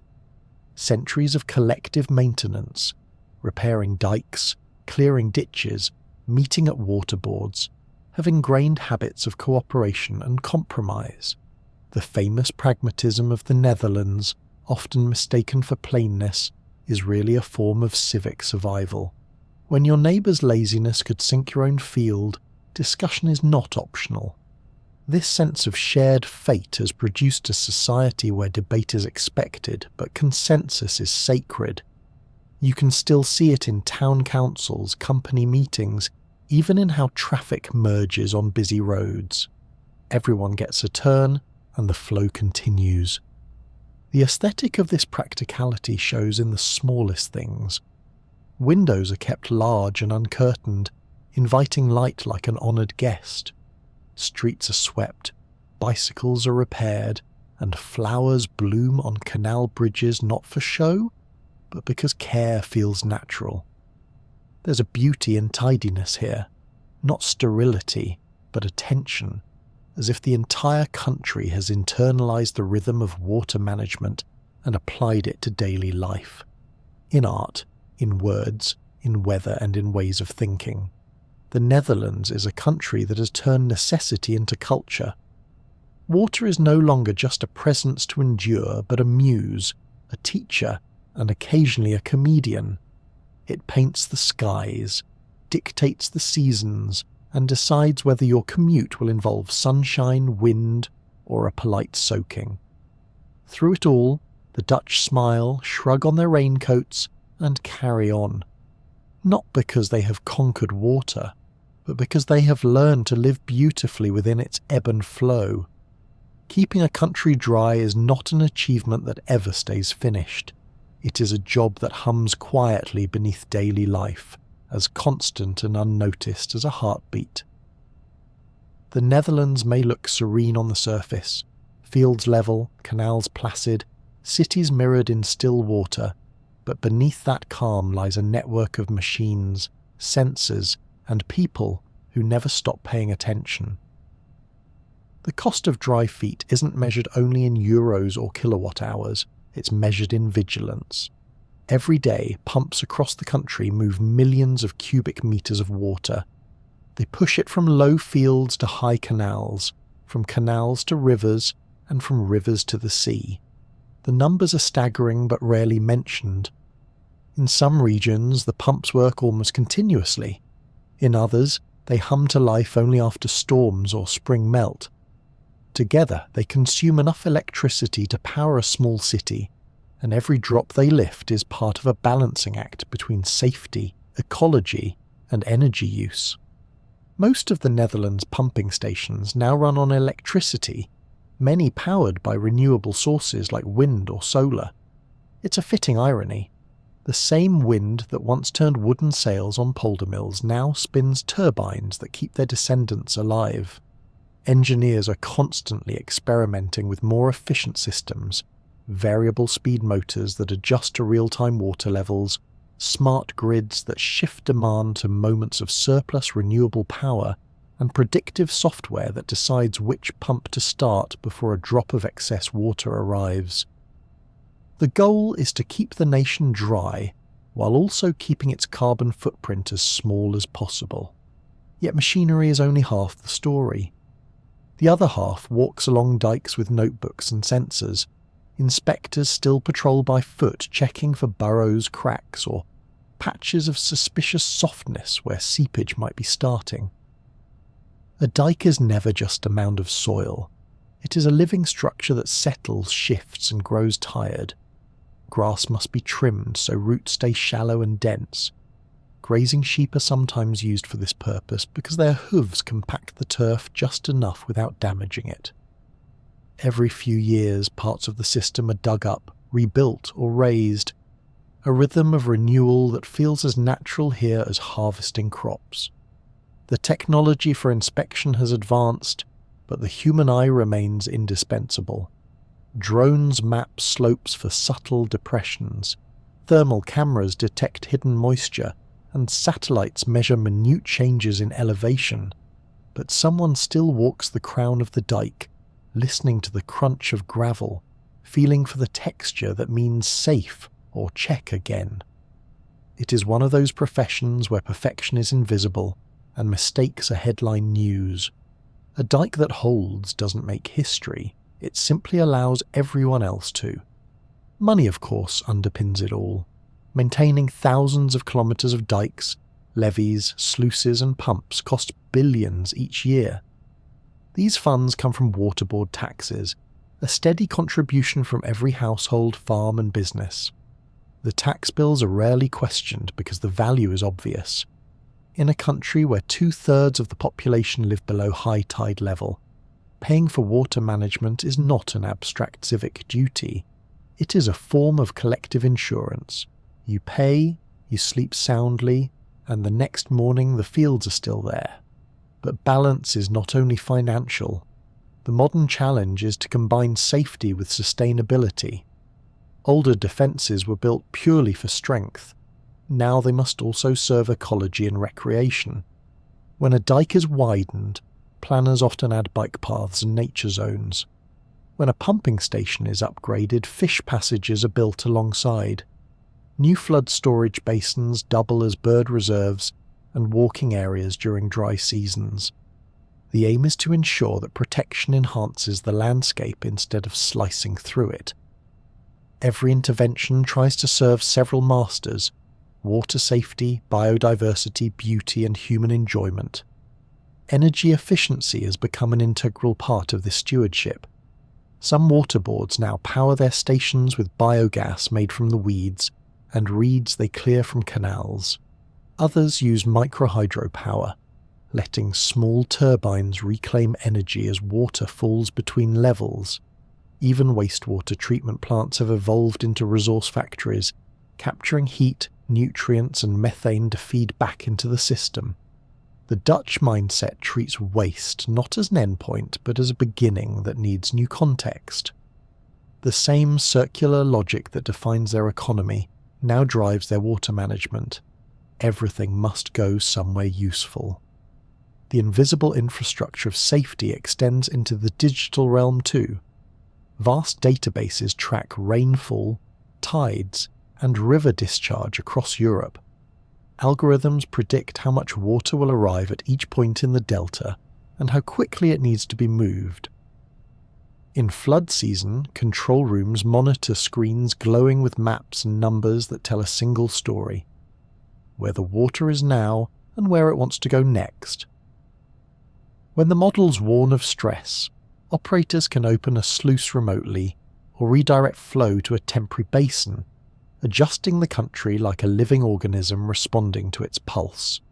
Still, even with the finest data and machines, the sea and the rivers retain the right to surprise.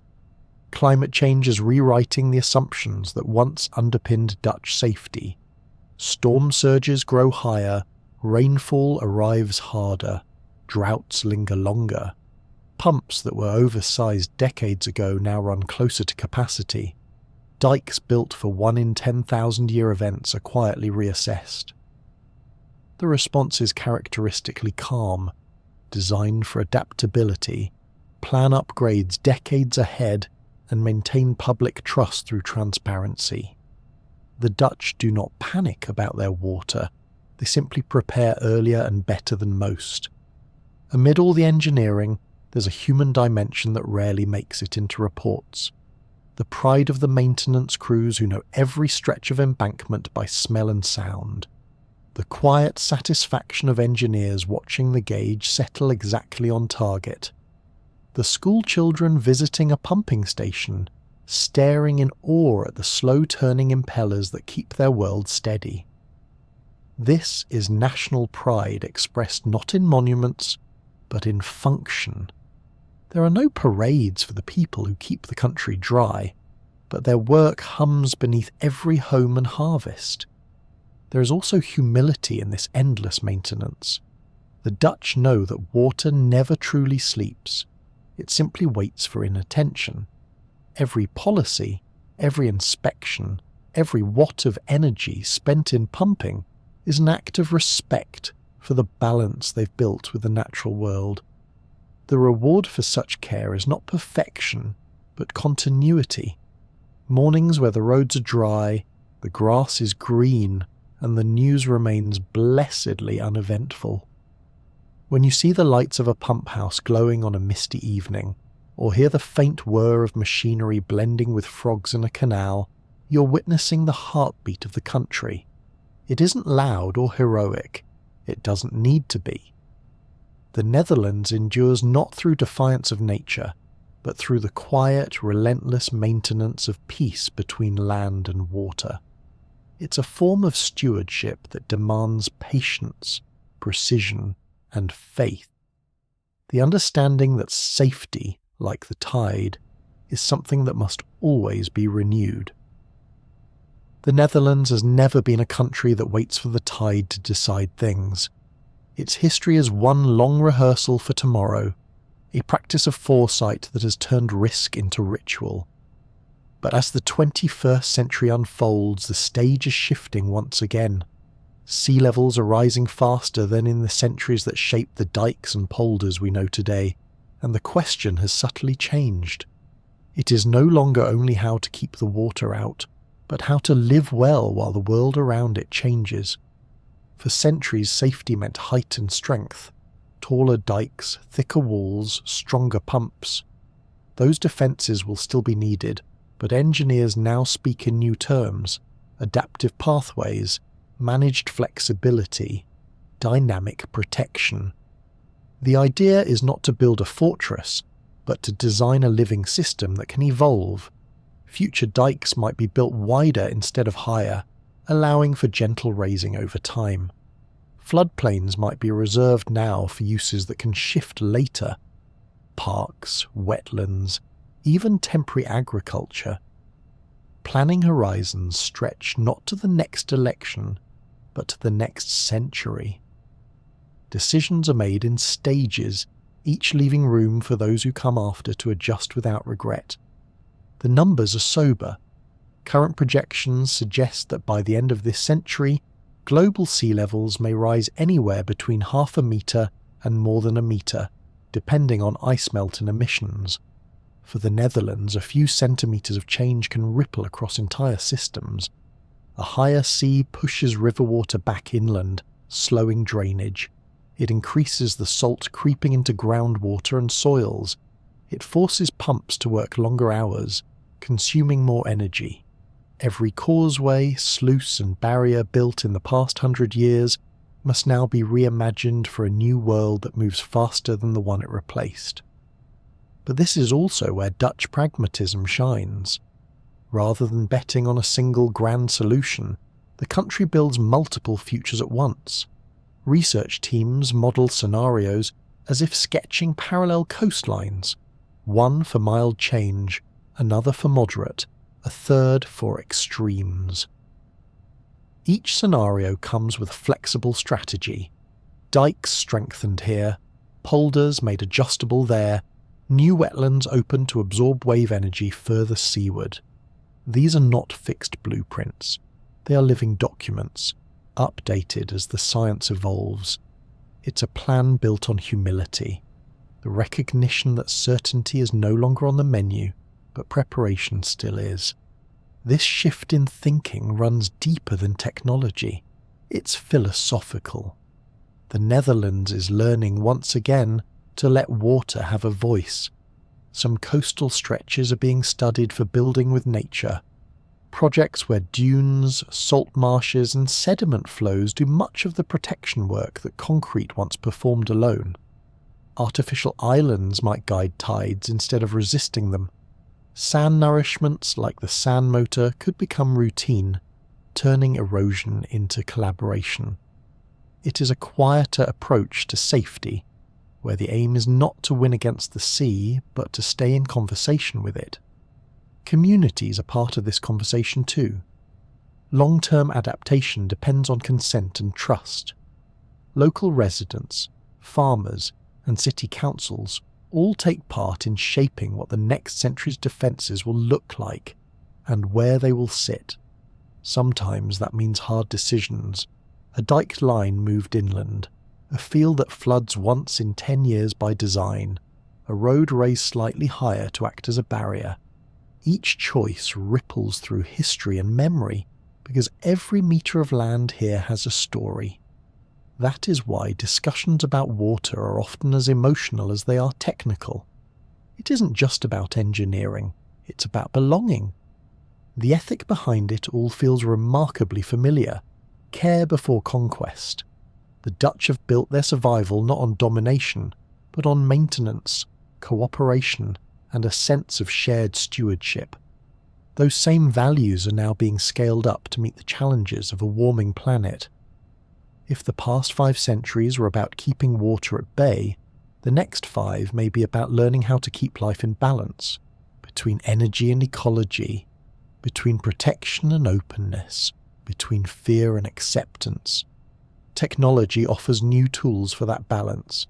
Satellite data feeds real-time models of tides and rainfall into control rooms where decisions are made minute by minute.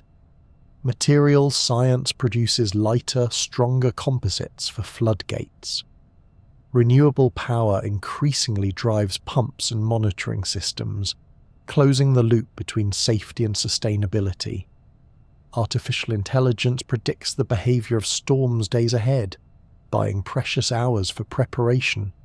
But the guiding principle remains the same as it was in the days of windmills and wooden sluices. Act early, act together. and act with respect for what cannot be entirely controlled.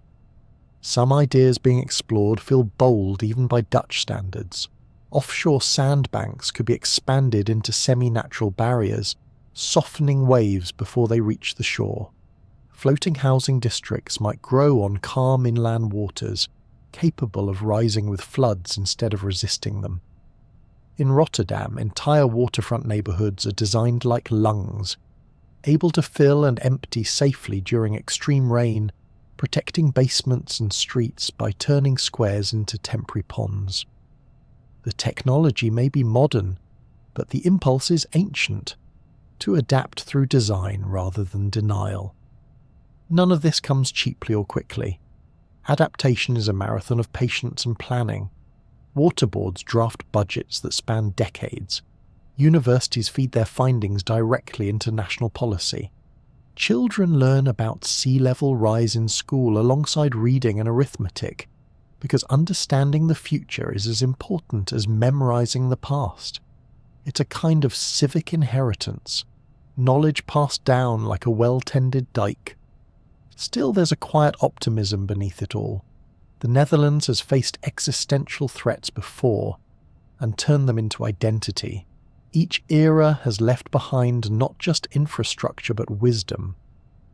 The next polder model, the next version of that spirit of collective problem-solving, will likely look less like a blueprint and more like a conversation in motion. The challenge is enormous, but so is the experience of a nation that has made peace with uncertainty for 1,000 years.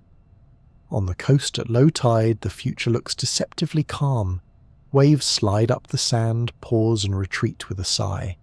Far offshore, wind turbines turn slowly against the pale horizon, their rhythm steady, their message quiet, but clear.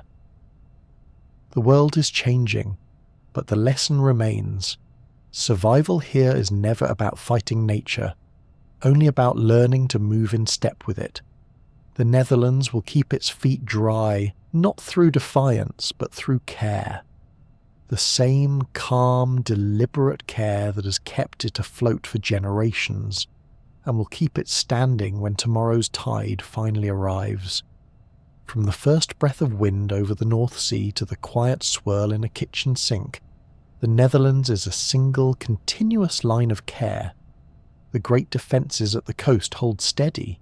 The rivers find room to stretch and slow. Pumps lift with patient strength. Canals carry the day's small stories past brick and reed and willow. By the time water turns from horizon to tap, it has passed through hands and habits that have learned to listen. That is the heart of this place. Not the triumph of walls, but the constancy of attention.